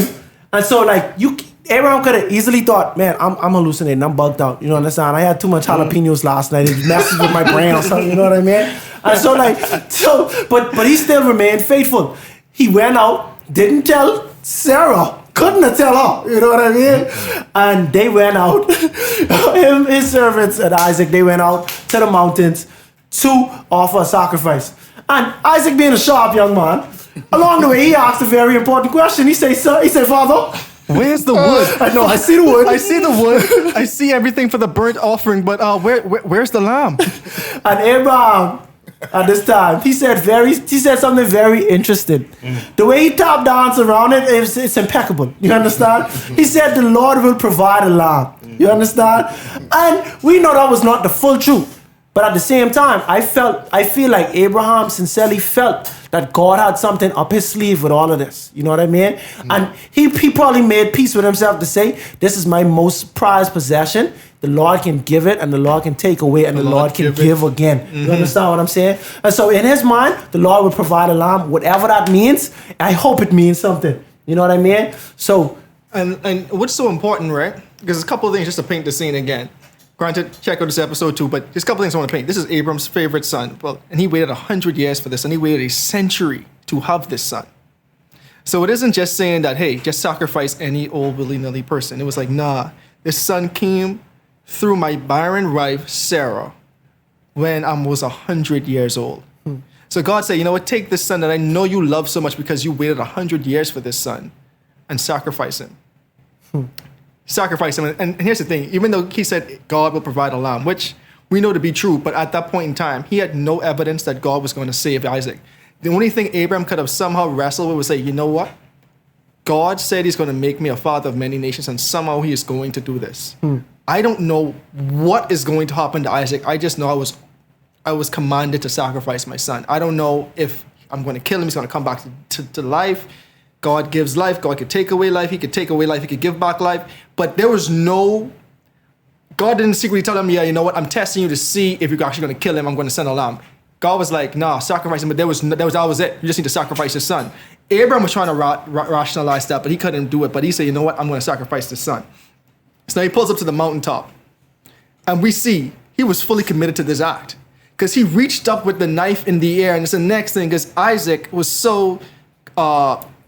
okay with this, obedient with this, because I mean, granted, I don't really see my daddy coming to me and saying, "Bro, see, I'm about to sacrifice," and bro, I'm like, no, not even your daddy, bro. Your daddy at age like 120, and you like 20. You in your prime. You understand? It's a whole man. 100. You know what I'm saying? But like, and to me, this exemplifies a couple of things too, just to show that Isaac was, I don't know, like obedient, but still had his father's connection with God was so strong that it was enough to like keep him rested, like assured. Because, like, you've seen daddy sacrifice multiple times throughout your life at this point. Like, the sacrifice is a normal thing. Because we see he brought up Isaac early in the morning to go to the mountains. And Isaac was like, oh, okay, cool, I'm coming. Like, I know this is routine. You see him and ask, like, hey, daddy, I see this, I see this, I see this. Whereas, like, the most important part missing. Making sure you won't forget me. Yeah, I know you're old now. You're a little old now. But then to say, you know what? I trust my dad. I trust his relationship with God. Nah, bro, not me. like that sound nice, you feel me? But if you bound me up and lay me down on this wood where the offer's supposed to go, and you got your knife, bro, nah. Bro, you killing me like that, though? Like no, bro. Like you prayed for me. What? He say something getting sacrificed, but it ended up being you today. You know what I'm saying? It ended up being you today, but I feel like that just shows not just the fact that he had faith in his father's relationship with God, but he himself had to have faith in God just to lay down and say, all right, I can take this. I can take this 1L for the team. I wish we could have get more into Isaac's personality, because I can't really make out what type of person he is at all. Isaac means laughter. Yeah, I don't know. Yeah. His whole story's a joke. His whole story's a joke. I would not be laughing. Watch this. When the angel come to God come to Abraham and say, you gonna have a son. Abraham laughed because he was old. Later on, the angels come and say, yo, you about to have a son. Sarah laughed. You understand? So basically, everything to do with this man is laughter. Right. If I'm Isaac, I'm saying, when is the joking stop? It's too much joke. Yeah, at some point in time, the joke have to come down. Sometimes, there's a limit. You can't be playful all the time, bro. I used to say that all the time in school. You can't be playful all the time. Even bro. his wife and his son had him for a joke. Oh, for Drew. But what's really crazy is I don't understand why Abraham was so flabbergasted at having a son at 100 when you go back into all of his ancestors. These dudes was having kids pre-flood, post-flood. This is pre-flood. Yeah. That's a fact. Yeah, pre-flood, post-flood. So he might not even have a see people have that. Yeah, this 600 time limit. That's true. That kind of faded away now. Yeah, that's so antediluvian. Oh my! So now God provided a lot. But I don't think we should go into Eliezer, bro. I think we should just like. I about to talk through it. Oh, I gotta say. I'm talk through it. Yeah. So now we see the longest chapter in the Bible. Longest chapter not in the Bible, but in Genesis, chapter 24 is essentially highlighting the importance of finding a wife. Because during that episode, we were like, why was this the longest chapter in the Bible? Because think about it. We already went through creation. We already went through Cain and Abel, the first murder. We already went through the Tower of Babel. We already went through the flood. But this story in particular is the longest, most detailed, and Eliezer went into excruciating detail. He did he? Check out that episode. Eliezer went into excruciating detail, just saying, you know what? This is the importance, and God was just highlighting, this is the importance of finding a wife, because during that time, God created Eve. Abraham popped in the scene with Sarah. And so this is the first time we actually see, like, hey, this is the process of choosing a wife and making sure that this is the right woman for you. Yeah. And then after that, Harry and McGrabby. Yep. So she was barren, Rebecca, right? Rebecca's his wife, right? Rebecca. Yeah. So Rebecca was barren for a little bit, and another family trait. Yep. And they prayed to God. I think Isaac prayed to God, and and God opened her womb, so she was conceived with twins. But she didn't know that yet. She just felt excruciating pain actually in her womb, and she prayed to God like, why am I feeling this pain? And God came to her. That's what the Bible said. God told her that this is because there's two nations in your womb fighting. You understand? The younger should rule over the older, XYZ, right? I'm sure she relayed this to Isaac, but it didn't get through to him, No. And you can see this because Isaac, he loved game. He loved like deer and those type of meat. And Esau, which was the firstborn of the twin, he was into that. He was a skilled hunter. So this is like a guy after my own heart, And Isaac was like, he's like what they say, not Isaac, like Jacob, like they say he was in the tents or something like that. Like he used to stay in the he was tents. like making tents more like fabrics. Yeah. Yeah. So basically this like two polar opposites.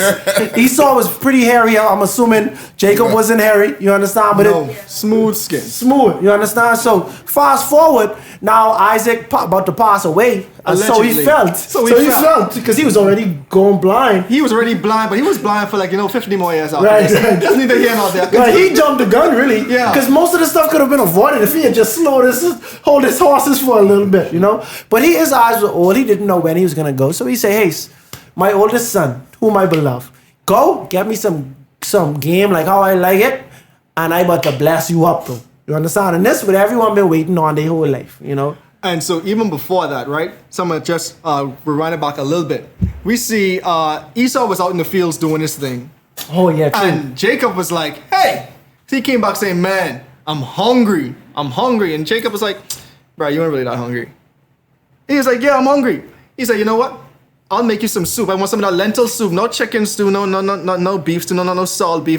Just some lentil stew." We get it, bro. It's lentil stew. Just making sure it is a purely vegetarian stew. Yeah. No meat. He said, "Anyway, I want some of that for your birthright. I want some of that." Jacob was like, "You know what?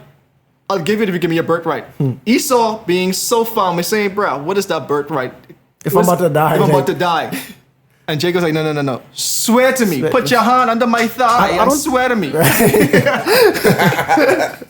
And that he did. And it said, "Does he despise his birthright?" Does he despise his birthright? Esau. Esau despised the responsibility, not the money. You understand? The responsibility of having to be the leader of everyone, having the Messiah come through you, all of that. Because what we do know is that Esau, before even Jacob got married, well, I don't know if this was before, but the Bible mentions this before Jacob gets married. Esau married two women. Yeah, two women from the land of Canaan. They were Canaanites, and it caused his mother and father grief. Mm-hmm. So this guy, he wasn't trying to stick to the scripture, and he wasn't trying to listen to God and follow God. You remember, bro, like we skipped over this piece a little bit, but Abraham made it very specific. Do not find a woman in the land of Canaan. You understand? For Isaac, you have to go to the land of my family, But the first thing Esau do, his first two wives, from Canaan. And then to me too, even though like we little tangent now, but I kind of put that on Isaac too, because here's what, you know what your daddy went through to find you a wife. Exactly. Why don't you just do it for your 2 sons off rip? Because here's the thing, not until jump ahead of gun, but not until Jacob supplanted Esau and stole the birthright with him and his mother coming up with, hey, Rebecca said, you know what, I'm gonna cook the stew. You the same baby goat that you killed for the stew, I'm gonna put it on you. So when you go in there, Isaac's gonna think that you're Esau. And we see how Isaac was still like, it's so funny, he say, the voice sounds like Jacob. The voice sounds like Jacob, but it like smells and feels like Esau. Boy, that must have been so conflicting. You know, you tell Esau to go, and now it's Esau. But Esau come back sounding like Jacob. Nah, you smell like Esau, you feel like Esau, but you sound like Jacob. You know, like something ain't right. You know what I mean? Something ain't right.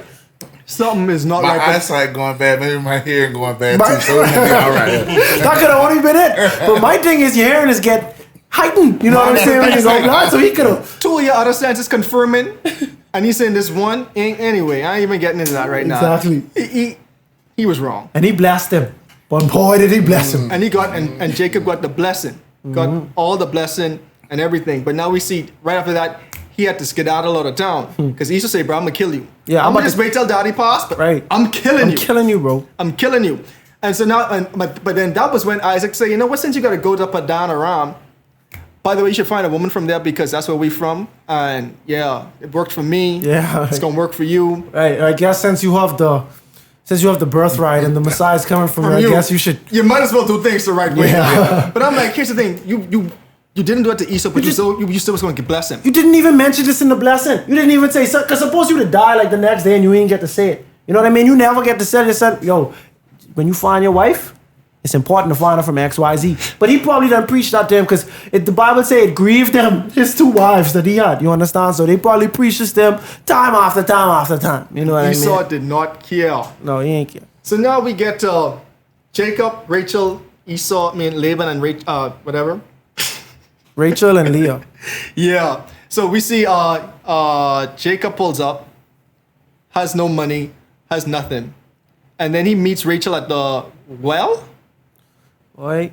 I think he meet at the well. I can pull it up. That's all right. Oh yeah, it was she was getting sick. Something to do with water, right? And he was like, "Yo, who's that?" You know. I just remember in right now, almost everyone met that woman at the well. I hear theology. He wasn't even a theology major. This guy was a nursing major at Oakwood. He had such a powerful parallel to that, and it was about Jesus and the woman at the well. You know what I mean? Because it go down at the well. Yeah. You understand? Yeah. And I'm gonna just leave it there. But that's very interesting that you mentioned that because a lot of things happen at the well. Like your mother, exactly. Like your mother, we met your mother at the well. Eliezer met your mother at the well. So he saw this woman, and then. He embraced her and kissed her like you say he leaned forward. Yeah. You know what I mean? Like he embraced her and kissed her and he's like, yo, tell her the whole story. Tell her everything. And then it's like, yo, where you farm at? And then we meet Laban. Now Laban, this is a guy I like a lot. He's a character. He brought me a lot of joy in the book of Genesis because he was such a character. He's a scammer, as we say in today's day in today's day and age. So basically, they was chilling, he was working, and Laban one day he was like, my nephew. No, this is the funny thing. This was funny to me. Jacob gone and vent to Laban, and he tell him everything would happen. The first thing Laban would say was, truly, you are my relative. You understand what I'm saying? Because that's exactly what I was going to do. This is me paraphrasing that last part, but he had that and he said, yeah, that sounds like my family. Come here, cuz. No blood test needed. You my family. You know what I mean? So then he turned around and say, but nephew, I ain't gonna have you working here just for nothing, just because you're my nephew. Come on, dog, just tell me your price, you know? Now, it seems like he's being sincere. Jacob takes this sincerity and I don't want to say he overpays, but he repays the sincerity with sincerity. He say, man, yo, I want to work for your daughter for 7 years. 7 years. He starts off at 7. He didn't get talked up. And my thing is, that's bad negotiating because that's a long time. That's a long time. But he could have truly felt like the money I would have acquired in 7 years is worth the dowry that I would have wanted to pay for that 7 But the funny years. thing about it too, I shouldn't say funny, but the thing about it was like how the Bible just painted. Like this man was so in love that the years felt just like days Like to him. days, yeah. To me, I'm like, nah, bro, I'm working 7 years. Bro, I haven't been at my current job 7 years yet. Right. They don't fly by. And they don't feel like days now. That's all I'll tell you that. Right. This week been pretty long, buddy. Yeah, I feel you, and it's so funny because this the most popular story with Laban, you know. So after the 7 years, you know, they had the festival and everything. It's the second most important story with Laban, I feel like. Continue. Though. Sure. So they had the festival and everything, and you know when it was time to just do what husband and wives do. Jacob, I guess afterwards he realized, wait, this wasn't even Rachel. This was Leah. The next morning. So the next day he gone to his uncle like, yo, I asked for Rachel. I work for Rachel. And he was like, yo, nephew, whoa. I don't know what they do in Canaan, but in Padan Aram, yeah, the older kid, the younger can't go before the older nephew. You understand? I thought you knew that. You know what I mean? I thought that was implied. You know? And he said, hey, but here's the thing. Here's what I'll do. I'll give you her now. So you will be married to both of them. But now you got to work. I'll pay you in advance. Now you got to work another 7 years. You know? So that probably didn't feel like days because the Bible didn't say it did. You know? But he loved us so. It's like, man, all right, we already in this predicament. So I guess I'll do it. You know? Yeah, so now even going off of that, we see, so now that's 14 years in total that Jacob had to work for his promised wife, or the wife he really wanted, Rachel. So it was 7 for Leah, 7 for Rachel, 14 in total. But after the end of this 14 years, you'd think this man would have some riches to his name. He did not. He had to work extra years just to even acquire some wealth. And so now, even in this plot, he was like, hey, Laban, I have kids, and I'm working for 14 years, I have nothing to show for it but 2 wives and, a growing family. I want to have some flocks and herd of my own. So here's what I'm going to do. All the weak and spotted goats and sheep, I'm going to take them, and you can have all the ones that are strong and not spotted. But Jacob, being the little supplanter and little trickster that he is, he devises some concoction and say, you know what? The sheep that are going to drink from this, they're going to look spotted, but they're going to be the healthy ones. Mm-hmm. And all the other ones are going to be the frail. Yeah, they're going to be super fertile, super healthy. Because, we had a deal. You did say spotted was mine. So you didn't say that they'd have to be a fair amount. You didn't say that they all had to be healthy or not. You just say spotted. So I make sure my spotted was the strongest and was the most in number. Exactly. As Laban and Jacob so Jacob took all the spotted ones and freckled ones, and they separated their flocks. And Jacob's just started expounding and growing and everything. And so now we see Laban's sons was like, hold on. Jacob getting wealthier than Laban. There's a problem. And so now Jacob's like pressure tall, as we say in the Bahamas. Pressure. Tall. The pressure got very tall for Jacob. He said, you know what, time to abandon ship. So Jacob was like, you know what, family? He went to Rachel and Leah and said, hey, guess what? He brought to plead his case. So now your daddy, I worked for him for like 14 years and all this. And they was like, hold on. What? You don't even have to do this. The money, all these things you work for is supposed to be our dowry, and he's supposed to give that to us, and we're supposed to go. Mm-hmm. And they was like, hold on. He didn't even do that? Oh, yeah, I'll be leaving. Yeah, I don't care. You don't have to tell me how you steal from my daddy. He stole from me. I really don't care. You know what I'm saying? So when they just up and just ran off. And Rachel did a little more stealing because she stole his idols. You understand? She's like, yeah, you know what? You didn't give us any money. I'm gonna take what you. I'm gonna get mine. I'm gonna get mine regardless. So now Laban pulls up on them. Laban was furious. He pulls up on them and he was like, yo, Jacob, what? Why you leave like this? I could have threw you a party. Why you do all this? Jacob's like, bro, I thought you was just gonna be mad and keep my grandchildren. Then Laban said, you know what? Forget that. Why you take my idols? Jacob's like, hold on, what? What idols? This thing was so serious. Jacob said, you know what? I know I don't have your idols. You're just running on right now. Whoever has your idols, or if you find them, you could kill that person. That's how confident he was that no one in his family had the idols. You know what? I'm Rachel. His beloved Rachel. He would have never said that if he knew Rachel had them idols. But the apple don't fall so far from the tree. Because when it was time to search Rachel's bag, you know what she said? Dad, I'm on my period. I can't move. But she was sitting on the idols. You understand? But you check everywhere in the tent. Yeah, he checked everywhere, and then he was like, "Well, all right, man. I guess you know." Can't argue with that. Yeah. Like, and so basically, he had no one to kill, and they made an oath with each other. And Laban wanted to kill Jacob, just idols or no idols. He wanted to kill Jacob, but God came to him and said, "Yo, don't do nothing to this man. Don't speak to him neither good nor bad when you see him." You understand what I'm saying? So they made an oath, and then one thing we missed out was when Jacob first ran off in the night while he, laid up in Bethel, I guess. He went to sleep. He saw the ladder. That's when the first time when we know God to actually come and speak to him, and God showed him this ladder in this dream. So I just wanted to put that there. But now we have Jacob leaving. Yep. So Jacob is leaving now, and Jacob got word that his brother Esau is now looking for him. You understand? So he just squashed one beef with Laban. There's another one waiting on him. Because he was heading back to where he came from. So he was heading back to Canaan. Mm-hmm. And so now we see Esau is lined up saying, bruh, daddy dead. We about to do this. Yeah, I come up with an army, bro. I got an army waiting on you. And Jacob only have me, it's only me and my family. And my flock. Exactly. So now we see Jacob start to devise a plan saying, no, I'm gonna separate my family. One of you guys can go across the river or the bank or whatever body of water that was. And so now at night he was like, okay, I'm by myself, I'm alone. The only people who should be out here in these caves or whatever is probably Esau trying to kill me. So in the middle of the night, he just feels someone touching him and he say, bruh, it's on. Bro. Time to scrap. It's like I ain't got nothing to live for, bro. People wanted to kill me every step of the way, and it ain't gonna be you, basically. You ain't killing me. And so yeah, he just get to wrestling. He get to wrestling, right? And then out of nowhere, he realized, wait, hold on. We've been wrestling a little while. You know what I mean? Who are you, bro? Like, day is about to break, and we still fighting. You understand what I'm saying? And the angel realized too, or was it? Can't remember if it's God, right? Because they say he wrestled with God. And God was like, yo, let me slow down this man too. Because this man, he must have superhuman strength too. Because he fighting with a purpose, right? So Jacob started to latch on them. Because he realized this can't be no human. If this was a human, I know one-on-one, this no human would have been able to last with me all night. They wrestle all night. All night. So it's daytime now. And he like, yo, I holding on to him and I ain't letting go because this can't be a human. This have to be a God. This have to be God, right? And when God realized he was holding on him and he wouldn't let go, he disabled him. You understand? He touched his hip and he broke his hip. You understand?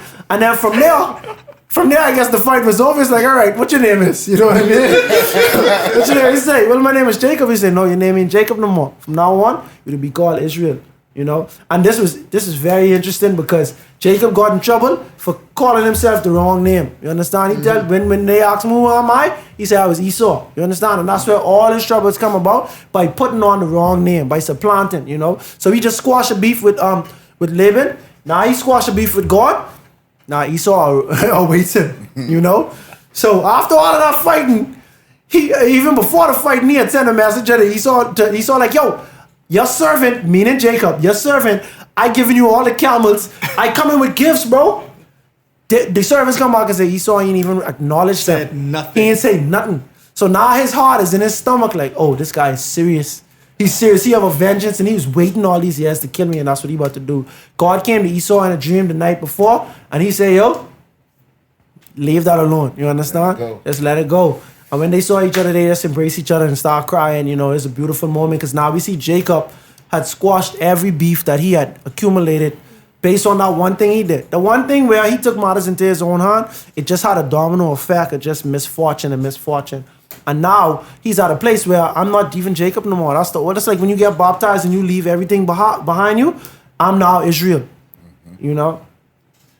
I'm now Israel. So now the next story that we covered mainly in the podcast was when we see, so now we know he has some sons. And two of these sons, well, they were hotheads. But so now Jacob. But he also had a daughter, yeah. Yeah, he had a daughter. So now this is the only daughter of Jacob that we have mentioned. Yeah. She was also the daughter of Leah, his first wife. So now she went involved with the women in the city of Shechem. They were out. So the prince of Shechem fell in love with her, raped her. Well, raped her first, I guess. Violated her, defiled her. Yeah. It was a rape. So now when Jacob heard, he said, no, I'm gonna wait till my sons come back because they were out in the field. So when Simeon and Levi heard that they were very, very angry that their daughter was defiled. Their sister. Their sister was defiled. So now we see the Prince of Shechem saying, no man, I love her, I want her as my own, yada, yada, yada. And so they was like, hold on. He trying to do right by her. He trying to right us wrong. He trying to right us wrong. Yeah. Right, to Dana, he not no saying this. Yeah, we didn't know how Dana feel yet. We didn't know if Dana was like, I want to be with a prince, or you know what I'm saying? Yeah. But anyway, so Simeon and Levi say, you know what? The only way we can be with you guys is if you guys circumcise yourself. They was like, you know what? You can marry with us. We can do it. They say, no, not unless you guys circumcise yourself. Right. They say, you know what? Sure. Deal. So they went back. And it's a prince, so he could easily persuade all his men, you know, by force or just by persuasion. Hey, this is a family. They got beautiful people. Obviously, because what Jacob was willing to do for Rachel, you know what I mean? Like, and obviously because your boy take matters in his own arm, Medina, like these would have had to be beautiful people, you know. And they say, man, look here, we about to join all our houses. The only thing, because they Hebrews, what you have to do, you just have to get circumcised. But that's a small little inconvenience. It's painful, but it can go away, and then all us we can come together. We can be a big nation, you know. And after 3 days, Simeon's and Levi master plan was, you know what? We are going to come and then we're going to kill everybody. While they their weakest point, because you know they just shut the circumcision, we're gonna come and take advantage of them right back. And we say they kill all the men in the city. So think about it. 2 guys came in the city, killed everybody. They left and they took their spoils, spoil everything, and took the women and children. And Jacob was like, yo, I just squashed all my. He didn't say this, but he was like, yo, what have you brought to me? What have you done? Like, you know what I'm saying? And like, to me, I'm just like, bro, Jacob was probably caught up in so much stuff that he probably ain't even had the time to raise his children. You know what I mean? Because it's like, we don't know if this was their first time killing, but it seemed so effortless. This seemed like this was a sick plot to avenge their sister. Bro, I could see if you'd have just killed the guy. I could understand that, but you kill everyone, bro. It was a major plot. You had to have the heart to kill every man. You understand? And this was, gun. This is an intimate killing used with swords. So, you understand? Like, you have to be right up on. You're right. You have to be right up on that. And I just got a question, right? So since we are kind of near in the Jacob's arc, so we about to like go into Joseph, right? But like, what stood out to each of you guys like the most about Jacob? Like, just his whole like life. Like what stood out to you guys? I feel like me and Kazi did a lot of talking. So I'm gonna get y'all involved.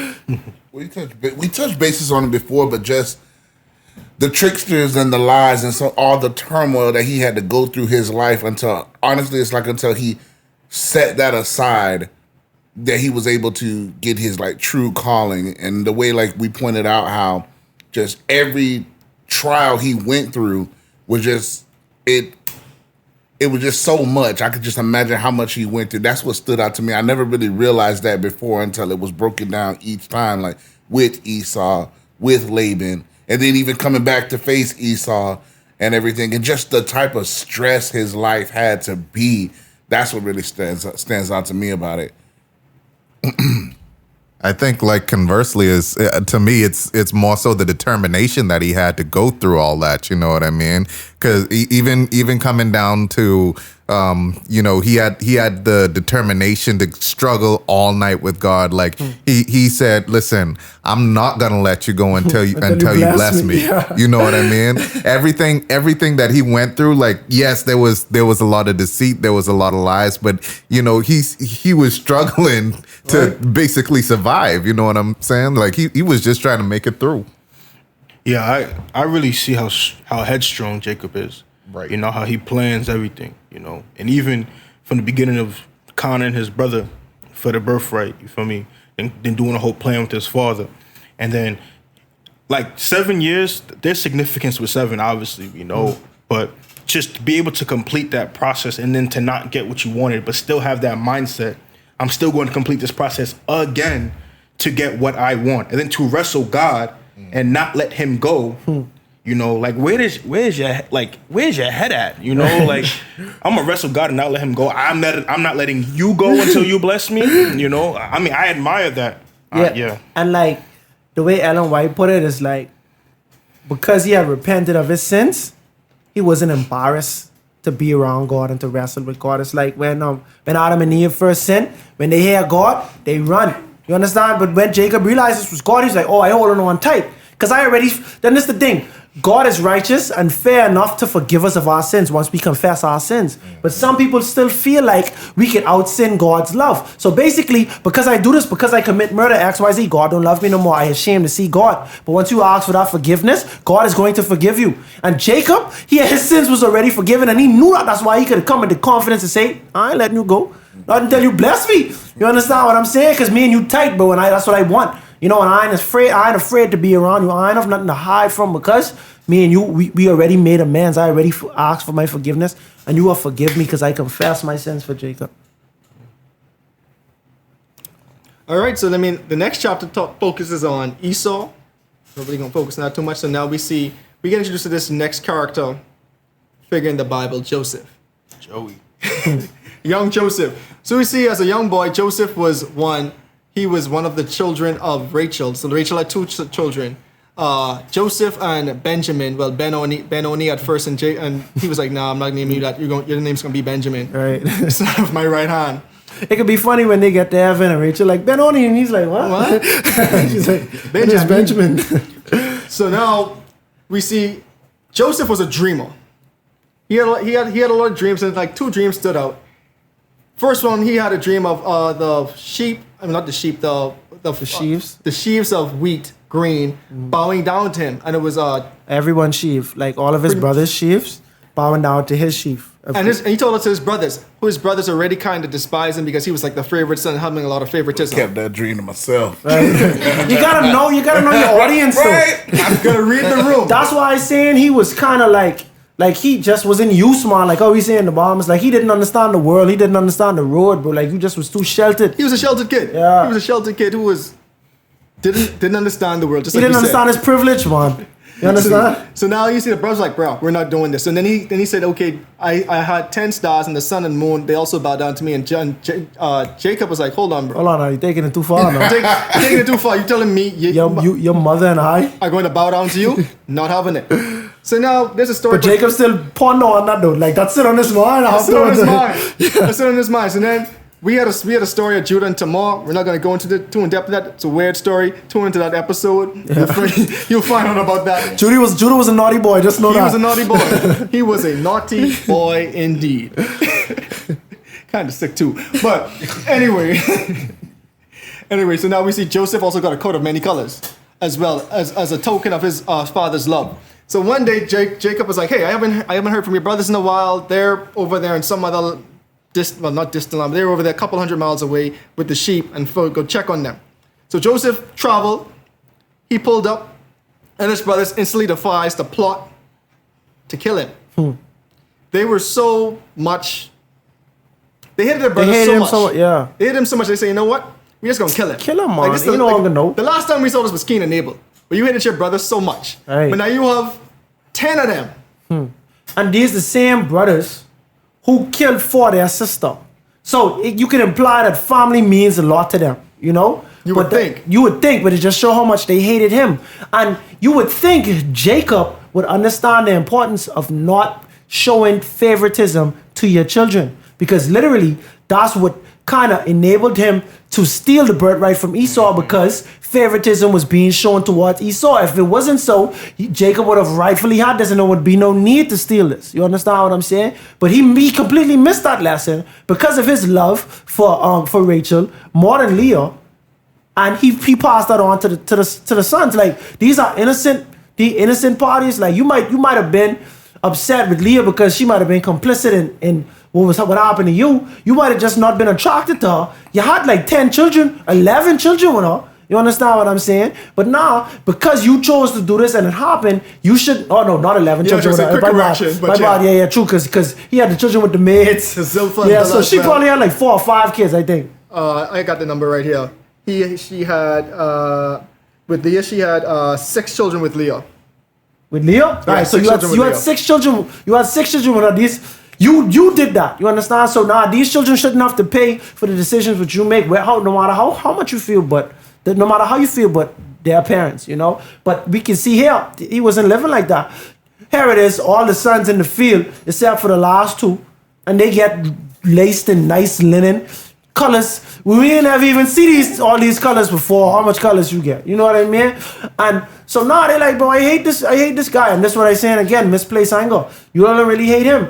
You all frustrated with him, but you hate him with how your daddy treating him for real. You understand what I'm saying? Because he only doing what your daddy tell him to do. He only coming to watch y'all because daddy tell him to come and watch y'all. You understand? But in the midst of that, Judah say, "Money, what use is this even to kill him?" I was gonna say it too, because like first Reuben was like, you know what, let's not kill him, let's just put him in the pit. So Reuben's plan, like we say, was about to like try to come back and save him. So Reuben, he knew he has like some tells, so he said, you know what, I can't stay around you guys because I'm gonna probably give away what I'm trying to do. So it's supposed to come back later when everyone, I guess, was occupied eating or something and save him. But so some Ishmaelites was walking past, and Judah had a sudden revelation: why kill him and have his blood on our hands?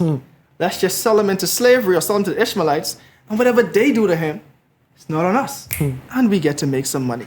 So they sold their brother to the Ishmaelites. So they sold their brother literally to their cousins. So and then we see he was dropped off in Egypt, sold in Egypt, and then he got picked up by the captain of the king's guard, Potiphar, and he rose to be in charge of Potiphar's house. Literally, the Bible says the only thing that he wasn't in charge of was his food. Was Potiphar's food. So Potiphar was able to trust this slave so much that he said, you know what? Anything in my house, like, and the next thing the Bible said, like, Potiphar knew, like, my household is being blessed because you are in here.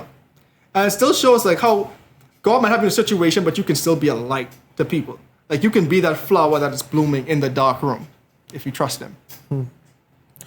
And so, yeah, while he was getting to work, and the Bible describes him goodly in form and appearance, and somebody took a notice of that, Potiphar's wife. She took a notice of that, and she wanted to put him to work in other ways. You know, you could read that text. But it happened many times, and he denied her. The first time the Bible states that he was like, "Yo, why would like I have everything a slave could have, like, and I'm actually exceeding my potential." I'm putting myself in Joseph's shoes, right? We have no evidence to say he had sex here, so this man's a virgin in my head canon. You have Potiphar's wife, and we know Egyptians, they like to find women because, you know, Sarah was about to get taken by the Pharaoh. We talk about that. She want him. He ain't even like, you know, have to pursue this. She literally say, bro, no one's in the house right now, bro. No one's in the house. Who's going to know? And Joseph was like, I can't do this sin against God. Straight up. Like the amount of fortitude, because I mean, we kind of brushed over this in this episode, but we know how women have been the crux of men in the Bible. Yeah. I mean, you can take the floor. All right. Because no, seriously. No, we ain't even got to go through all of this. But yeah, they've played pivotal roles in guys falling. You understand? And this is the first time we see a guy saying no. You know what I'm saying? Like, it's not gonna happen. You know what I'm saying? Like, it's possible. It is possible. You got something to say, Lindell? Ladies and gentlemen, she stays in the background a lot of times, but this is exclusive. She got a voice. I'm just saying that you're saying that women have been the reason that men have fallen, but Joseph proved that it was possible that they making a decision every time. It's not the women's fault that they fall. But it's hard. And that's the point. It's never the woman's fault. Yeah. Because this is the thing. I used this analogy before, right?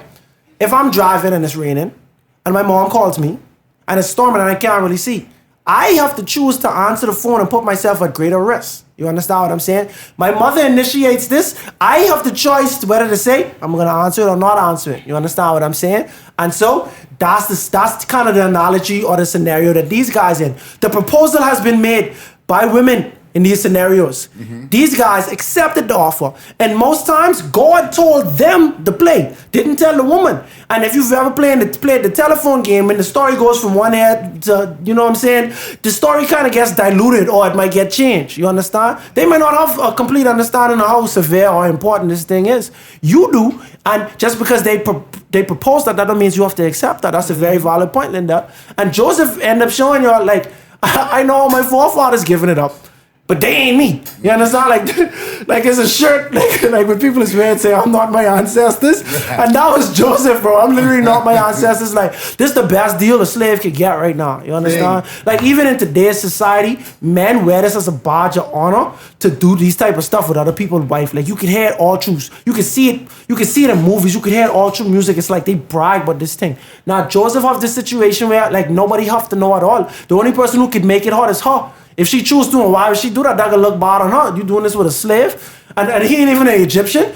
People who are detestable to, Hebrews who are detestable to Egyptians, they look bad on her. But Joseph, the thing with Joseph, it's so funny because Joseph built it up. He's like, Potiphar do this, da-da-da, he leave me, da-da-da-da. Why would I sin against God? He didn't say Potiphar. He lead it up like you thinking he's saying, why would I do this sin against Potiphar? But no, this ain't have nothing to do with Potiphar. It's God. It's the love of God which constrained me not to do this thing. I fear God. That's how you know, even in his placement, he's like, yo, I got a good situation. Even though I'm a slave, I'm not about to sin against Potiphar. It's bigger than that. I'm about to sin against God. Like, it's not Potiphar that put me here. It's God that put me here. It's not me putting myself here. It's God that put me here. And that, you got to remember that bro had a dream. You feel me? God allowed him to see a little bit of, like, this is what it could be. So that's why he knew, like, no matter what I got going on down here, Potiphar's wife was fine. But it was just like, I know what God said and I know what God has for me. So I'm not about to sit here and mess that up or choose it off of fleeting situations. Fleeting. And yeah, she wasn't feeling that, though. One day she said, Monty, maybe you just need a little more privacy. Maybe just a little shy. You know what I'm saying? So she set it up. So literally no one is around. You know what I'm saying? And she was like, lay with me. And my boy, he kept the same composure. But this time, she grabbed him. She get a little rapey. Listen to me, little boy. Yeah, she get rapey for true. Try to force him, right? And then after that, when you deny her, there's coming consequences. Because he denied her, she was so embarrassed, even though it was just them two, and it could have been them two, little secret, because who could believe a slave at the end of the day, right? She ended up spreading word, say, Joseph tried to rape her, but she was too loud. She put on a show. Right? She leave it there. Not only does she keep his robe. Yeah. He's like, you tear this man clothes off him. So one, you have a prop that looks very convincing. Because think about it. Why you take this off? Like why is she in possession? How else would I have had that? Exactly. Right. And she started crying.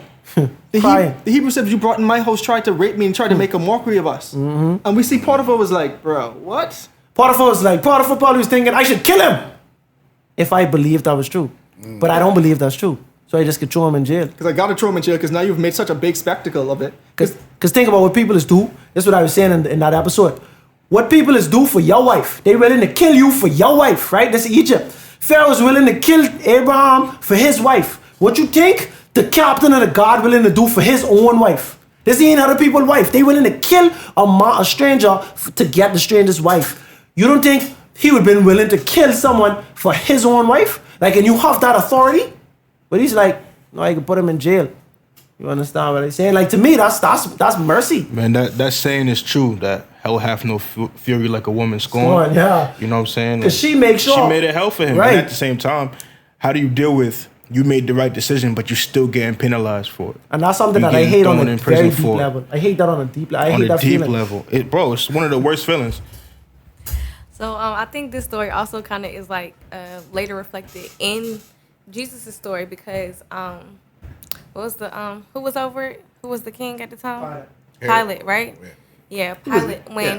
When Jesus came to get, like, everybody was like, this is Jesus, he's blasphemous, he's this. But Pilate in his heart didn't believe that was true. So ultimately, it's like there was a sense of mercy there because Pilate's like, look, I ain't got nothing to do with this. Y'all do what y'all do. Because I think that's the same thing with Potiphar here. It's like you said, that the offense, the consequence of an offense like this is death, period. Mm-hmm. So it's like, for him not to kill him, there had to be a sense of mercy, compassion, even to the point where he probably didn't even believe his wife. But he had to do something about it. Like, you get what I'm saying? Gotta say it face. I mean, because think about it. He literally put Joseph in charge of his whole household. Right. You don't put someone in charge of your household who you don't have complete trust in. And think about it. The Bible doesn't even say he didn't put him in charge of, like, he excluded his wife out of his control too. He said, guess one thing Potiphar didn't do was his food. Mm-hmm. So Joseph still had complete control and free reign of the household, and Potiphar knew the character of the person that he put in charge of his household. Like Joseph didn't show me anything that say that he's this deceptive or deceitful. I know this guy. But since it's such a big spectacle, I still have to make a point for it. And I like to use the Paul example too, because Paul say, you know what? I'm gonna wash my hands of this. In front of y'all. I am not condemning this guy to death, but you guys can have him. Yeah. You can do with him as you wish. I ain't sentencing him to death. That's not. I'm not gonna do it. But to keep this, anyone else got anything to say? And go for it. A little bit more, like we touched on it before. Potiphar knew his household was being blessed by God because of him. Right. So when all of that came up, it's like I could just feel him looking at his wife like, "Oh, You done messed up a good You want to thing." mess it?" But he had to do something, like you were saying, because You're gonna look weak. She was playing with his money, bro. Yeah, man. Dude. Like, you the only one not in on all these blessings while this is happening. So now we see in the king's prison, this is where Joseph got sent. He was there for a while, and then one day he saw some people come in. You know, the chief butler and chief baker got sentenced to the king's prison as well. And then one day Joseph realized they were looking pretty down. Like, yo, I know we're in prison, but why the long face there, bud? And they were like, yo, we both had dreams last night, and no one can interpret them. Like, what's going on? So Joseph, like, do not interpretations come from God. Just tell me your dreams. And we see the butler related his dream, saying, I plucked some grapes, poured them in a cup, and gave it to Pharaoh. Joseph told him instantly, oh yeah, so you know, the 3 grapes, 3 branches, 3 days, in 3 days Pharaoh gonna call you out, and you're gonna be serving him again. And the baker got happy, like, oh yeah, cool, I have a dream too, interpret this. And he's like, okay, so you had like 3 loaves of, like 3 baskets on your head, and the birds come and eat them? Oh, Joseph's like, oof. Well there, buddy. He never kept them dreams to himself.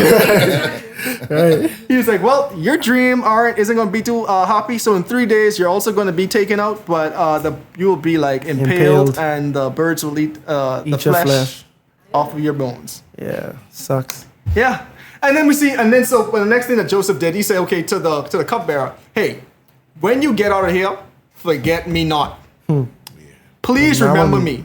Tell Pharaoh about me. Cause he said, man, cause I get pulled out my house into slavery. Like he tell him his own story. Like Joseph was begging, like, please, I'm in here innocently. I innocent and I ain't even supposed to be a slave, man. Tell him about me. The cupbearer got out. He's like, I remember 3 days later. He's like, bro, I'm out. I'm out. And he forgot, like, let me just delete everything about jail. Like he put like them 3 days he was in jail, delete from memory, forget about them. And then we see it was like, 2 years later. I think it was about 2 years later, when Pharaoh had a dream now. Disturbing dream. It was like instantly, he's like, oh, Pharaoh, today I'm reminded of my sins, my wrongdoings. Yeah. Think about it now. Like you said, you have that dream about how Abel was there. I'm thinking about Joseph. Because think about it, you just told this guy, you're going to be out in 3 days. I can imagine even when he's leaving, hey, bud, told you, it's going to be good for you. Right. Don't forget me. Right. Don't forget me. Every day he just staring at the door. Your boy forget nothing. Me. Yeah. 2 days later, nothing. A week later, nothing. A month later, nothing. You're like, I wonder at what point did Joseph realize, yo, he forget. Yeah, dog forget. Yeah, he forget. Oh boy, literally forgot me. Yeah, he forget me. Like to me, that's just and it kind of strikes me too, because like sometimes we get so caught up in our blessings that we forget the people who like even the people. Sometimes we just legitimately forget God. Like so much times we're like, yo, this is so good, we enjoying this. And you're like, oh shoot, I didn't even thank God for this. Like God's been so good to me this past month, I didn't even have time to stop and thank him. But like we get so caught up in the world that we just lose sight of God sometimes and our blessings. But that's just kind of what stuck out to me there. That's the truth. But by the grace of God, Pharaoh had a dream, and none of the wise men, none of the whatever prophet they had could have interpreted this dream. And then the cupbearer's like, yep, my shortcomings. It was this Hebrew, he tell me it exactly how it was. And so they clean Joseph up. They bring him there. Shave his head. Right, they shave his head. Make him look real Egyptian-like. Right, and he ended up telling Pharaoh was like, I hear you can interpret dreams. He's like, no, I can't.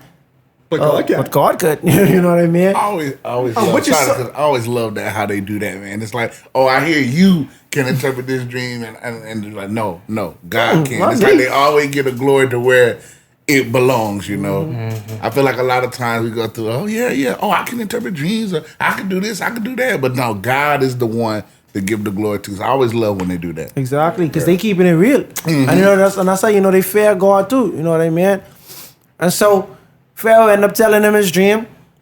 The 7 cows. 7 cows, 7 good cows, 7 skinny cows. Skinny ones ate the fat ones. Then he had some greens, hairs of some green. Yeah. The skinny dried up ones ate the 7 good ones. And Joseph like, hey, your dreams are one and the same. So there'll be 7 years of plenty and abundance. The Lord will richly bless the land, overabundance. And then right immediately following that will be 7 years of famine, where food will be scarce, there'll be nothing essentially growing.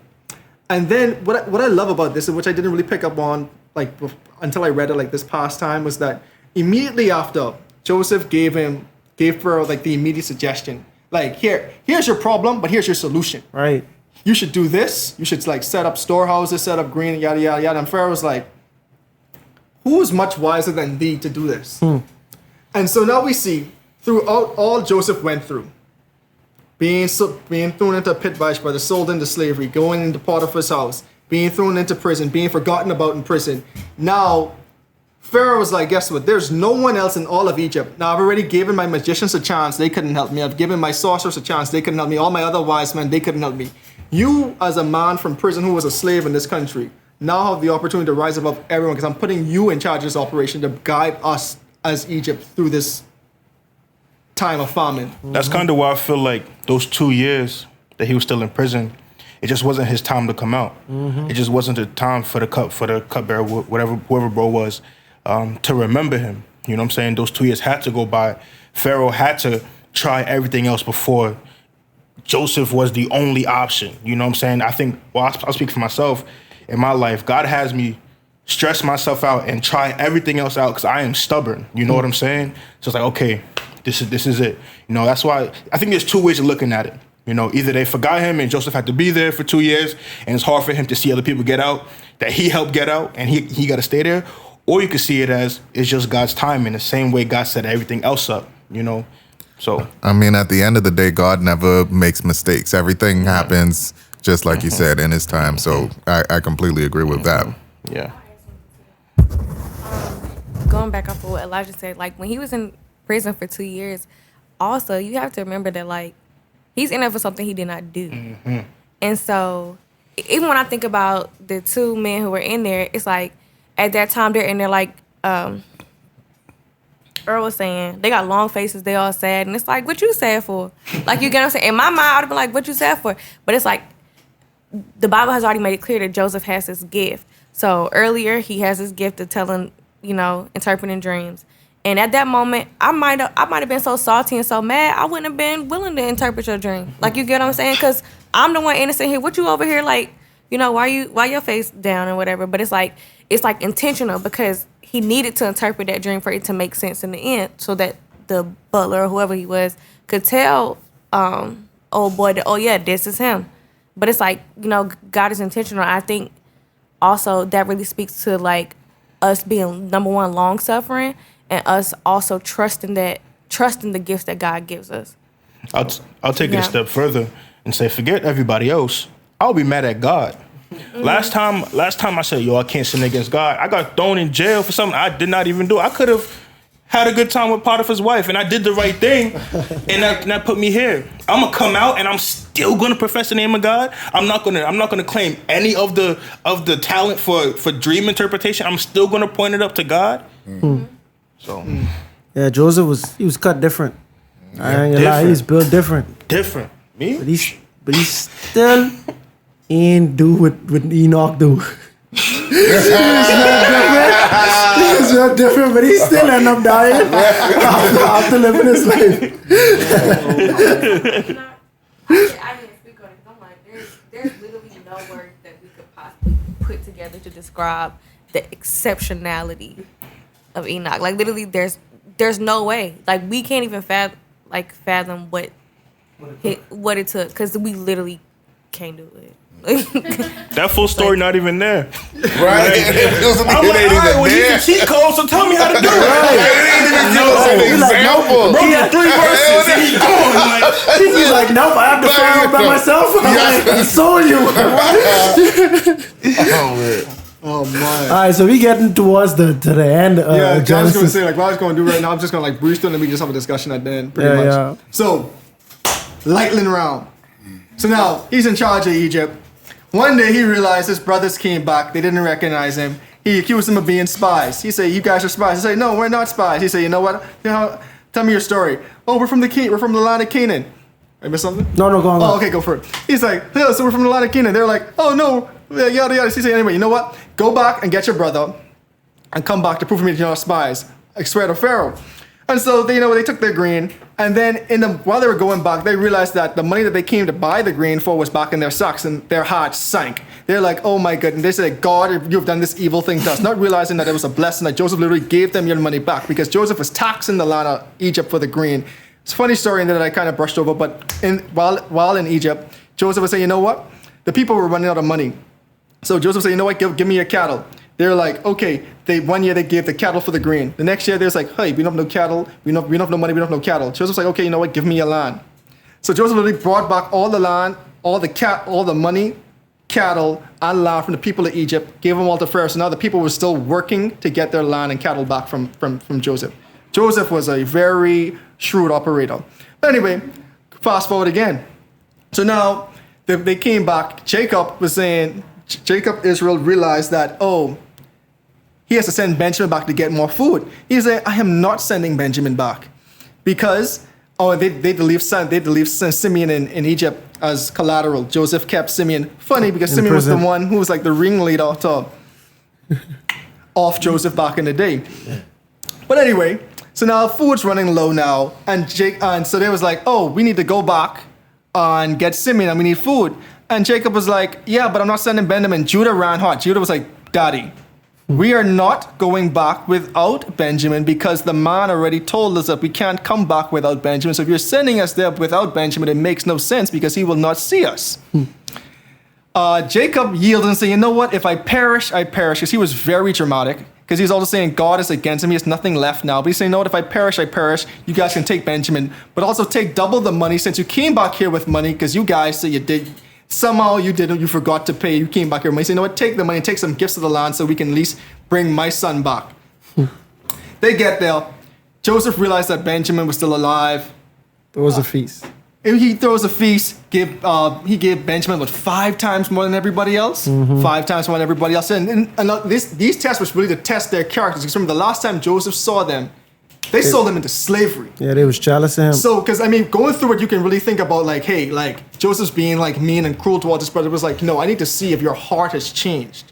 And there's only certain ways to check a person's heart. Because now, it's kind of interesting because we see all through the Bible, God was really checking person's heart to see if they really love him and serve him. That's what all these tests were going through. And Joseph was kind of doing a thing in a microcosm to his brothers. Testing their heart to see if their heart has changed. After he realized their hearts has changed, he revealed them so he couldn't take it anymore. He broke out crying, and they were like, he's like, I'm Joseph. And they were like, their hearts sank. Like, think about it. The brother you sold to slavery is now the governor, whatever title you want to give him, viceroy, governor, prime minister. He is now in charge of Egypt. This is your brother, and you didn't recognize him for like at least a year or, during this time. And they're like, can it be? And he's like, yeah, I'm your brother. They told them the whole thing, and they were terrified because they're like, we sold you into slavery, and now you have the power to do as you wish with us. He's like, you know what? Go get my daddy. And this is the next thing, how we see how Joseph was so forgiven. His connection, well, he was forgiven too, but his connection with Pharaoh was so strong. Pharaoh sent his chariots back and camels. And he tell them, y'all leave everything. We have the best of the land, and that's for y'all. We're going to give me the best land. You guys can leave your stuff in Canaan. I'm sending my stuff there to bring you guys back here, essentially as Egyptian royalty. Because the land of Egypt was blessed through your son. Now we see they come back. Jacob was a little weary, like, wow, going to Egypt. God, you promised my granddaddy this land. And God came to him in a dream. Guess what? Go to Egypt. You see this family and the thing with dreams is just so interesting. But go to Egypt. You will die in Egypt, but don't worry. Your children will come back to Canaan someday. So now we see he gets to Egypt. He died. He blessed his children. Here ends the book of Genesis. But to me, is like, I want to get you guys' opinion because like Joseph is such an interesting character because one, he was super humble. And like Eli was just pointing out, he didn't lose that faith and connection with God. Because to me, I'm like, God, I've been through a lot now. I've been through a lot, and to stay have this humility, to stay having this connection, to not lose faith, not lose hope, but not knowing which ultimate goal is going to be. Because there was nowhere in this that he knew. I had this dream way back then, that these people were bowing down to me. Bruh, I'm literally in prison. I thought I made it out when I was in Potiphar's house. That wasn't it. I got thrown in prison for doing the right thing. But to not lose hope and faith. To know that somehow, some way, this dream that I had way back then, because when he was in charge, EJP was like, what, 30? Mm-hmm. And he got thrown in jail when he got sold into slavery when he was 17. 17, yeah. So this whole time, 13 years later, this happening.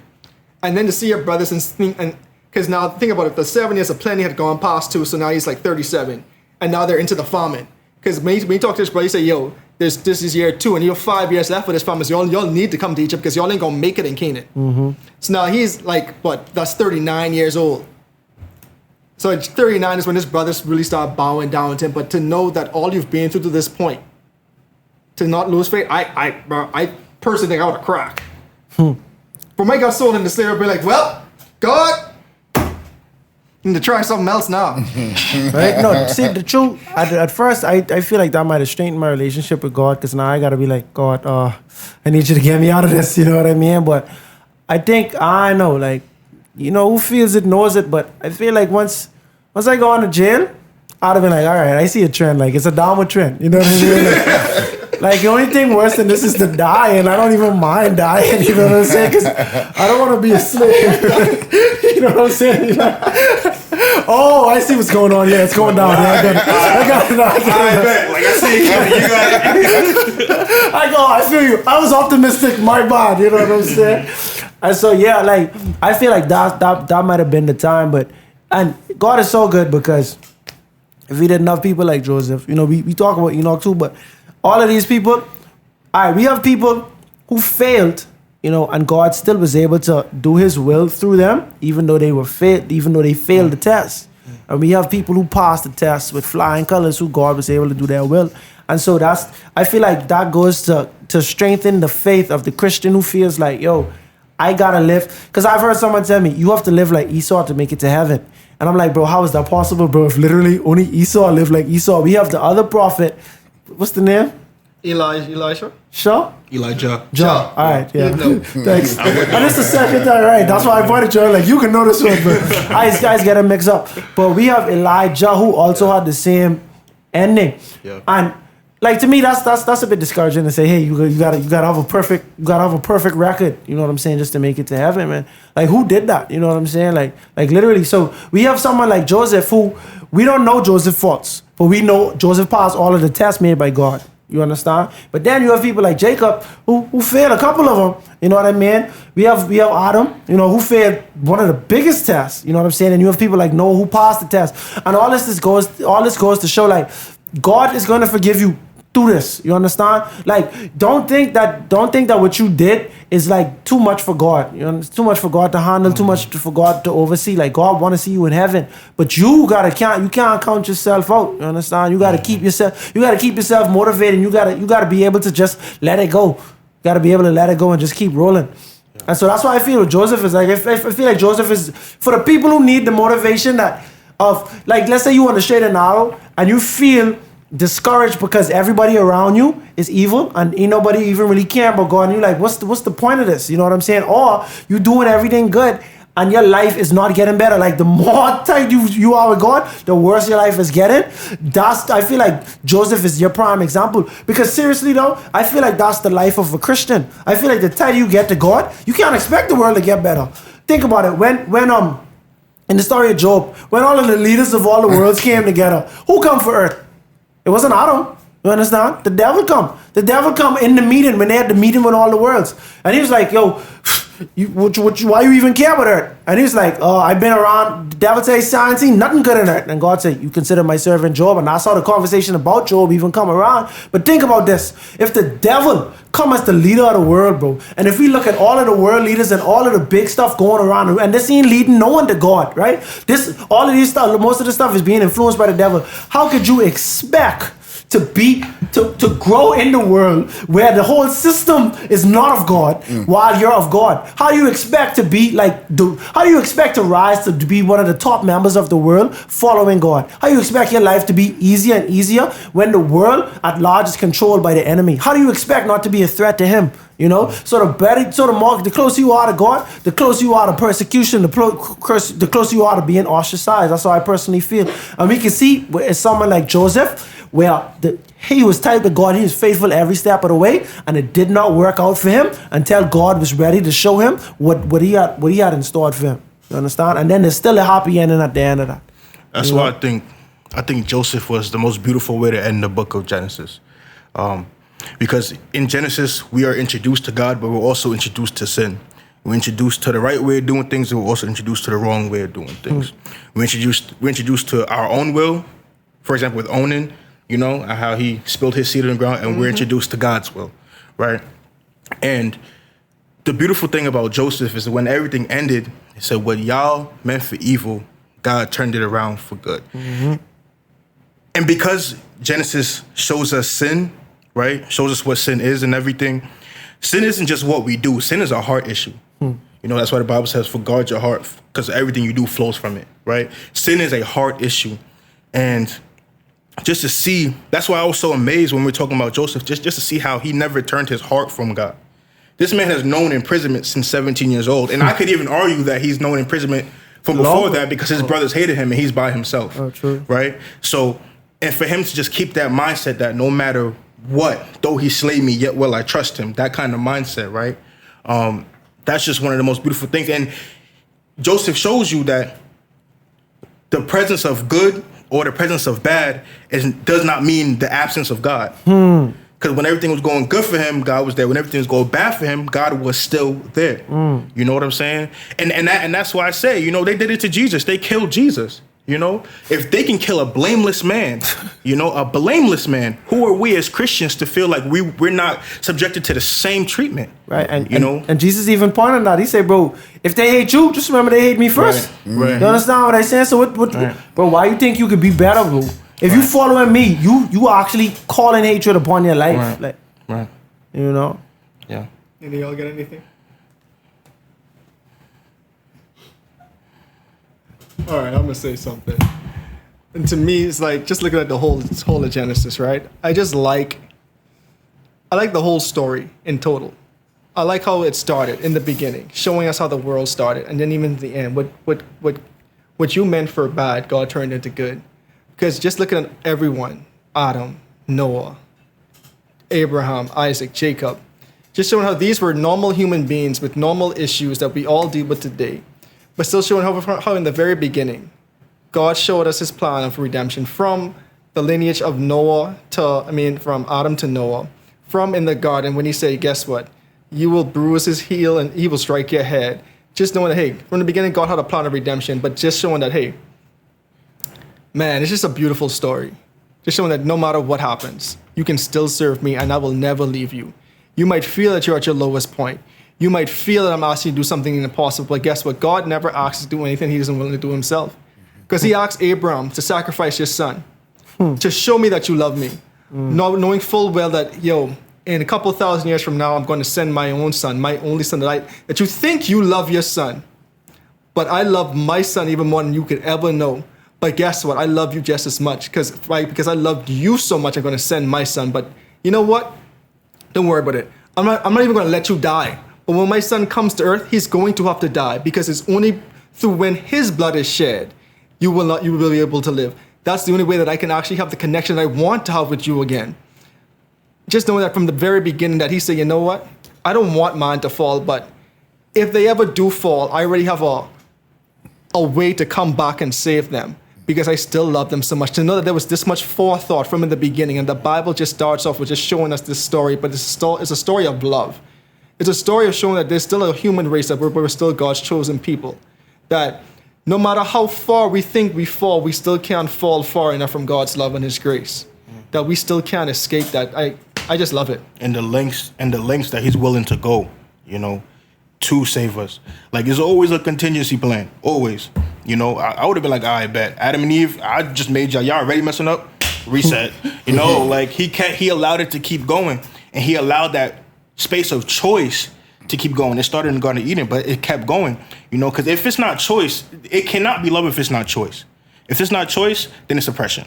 Pretty much. You know, if it's not choice, it's slavery. Pretty much. And that's not the kind of relationship that God wants with us. You know, and you see the length, like I said, the lengths God's willing to go. Even so, I talk to people, and they're not always Christian, and they come like, okay, but if God is so loving, what about the flood? You know, but the Bible clearly says that every inclination of the thoughts of human heart was evil at the time. You feel me? It's not in that's where the whole sin issue comes. Because God can work on a heart that's, you know, still fighting to come towards Him, but a heart that's turned toward, like, completely against Him and completely hardened, you've made your choice. You feel me? So in love, you know, I don't always agree with everything God does, just being real, but in love, God had to do what He had to do. And even from Genesis all the way to Revelation, the lengths that God is willing to go for them back then, and the lengths He's willing to go for us now.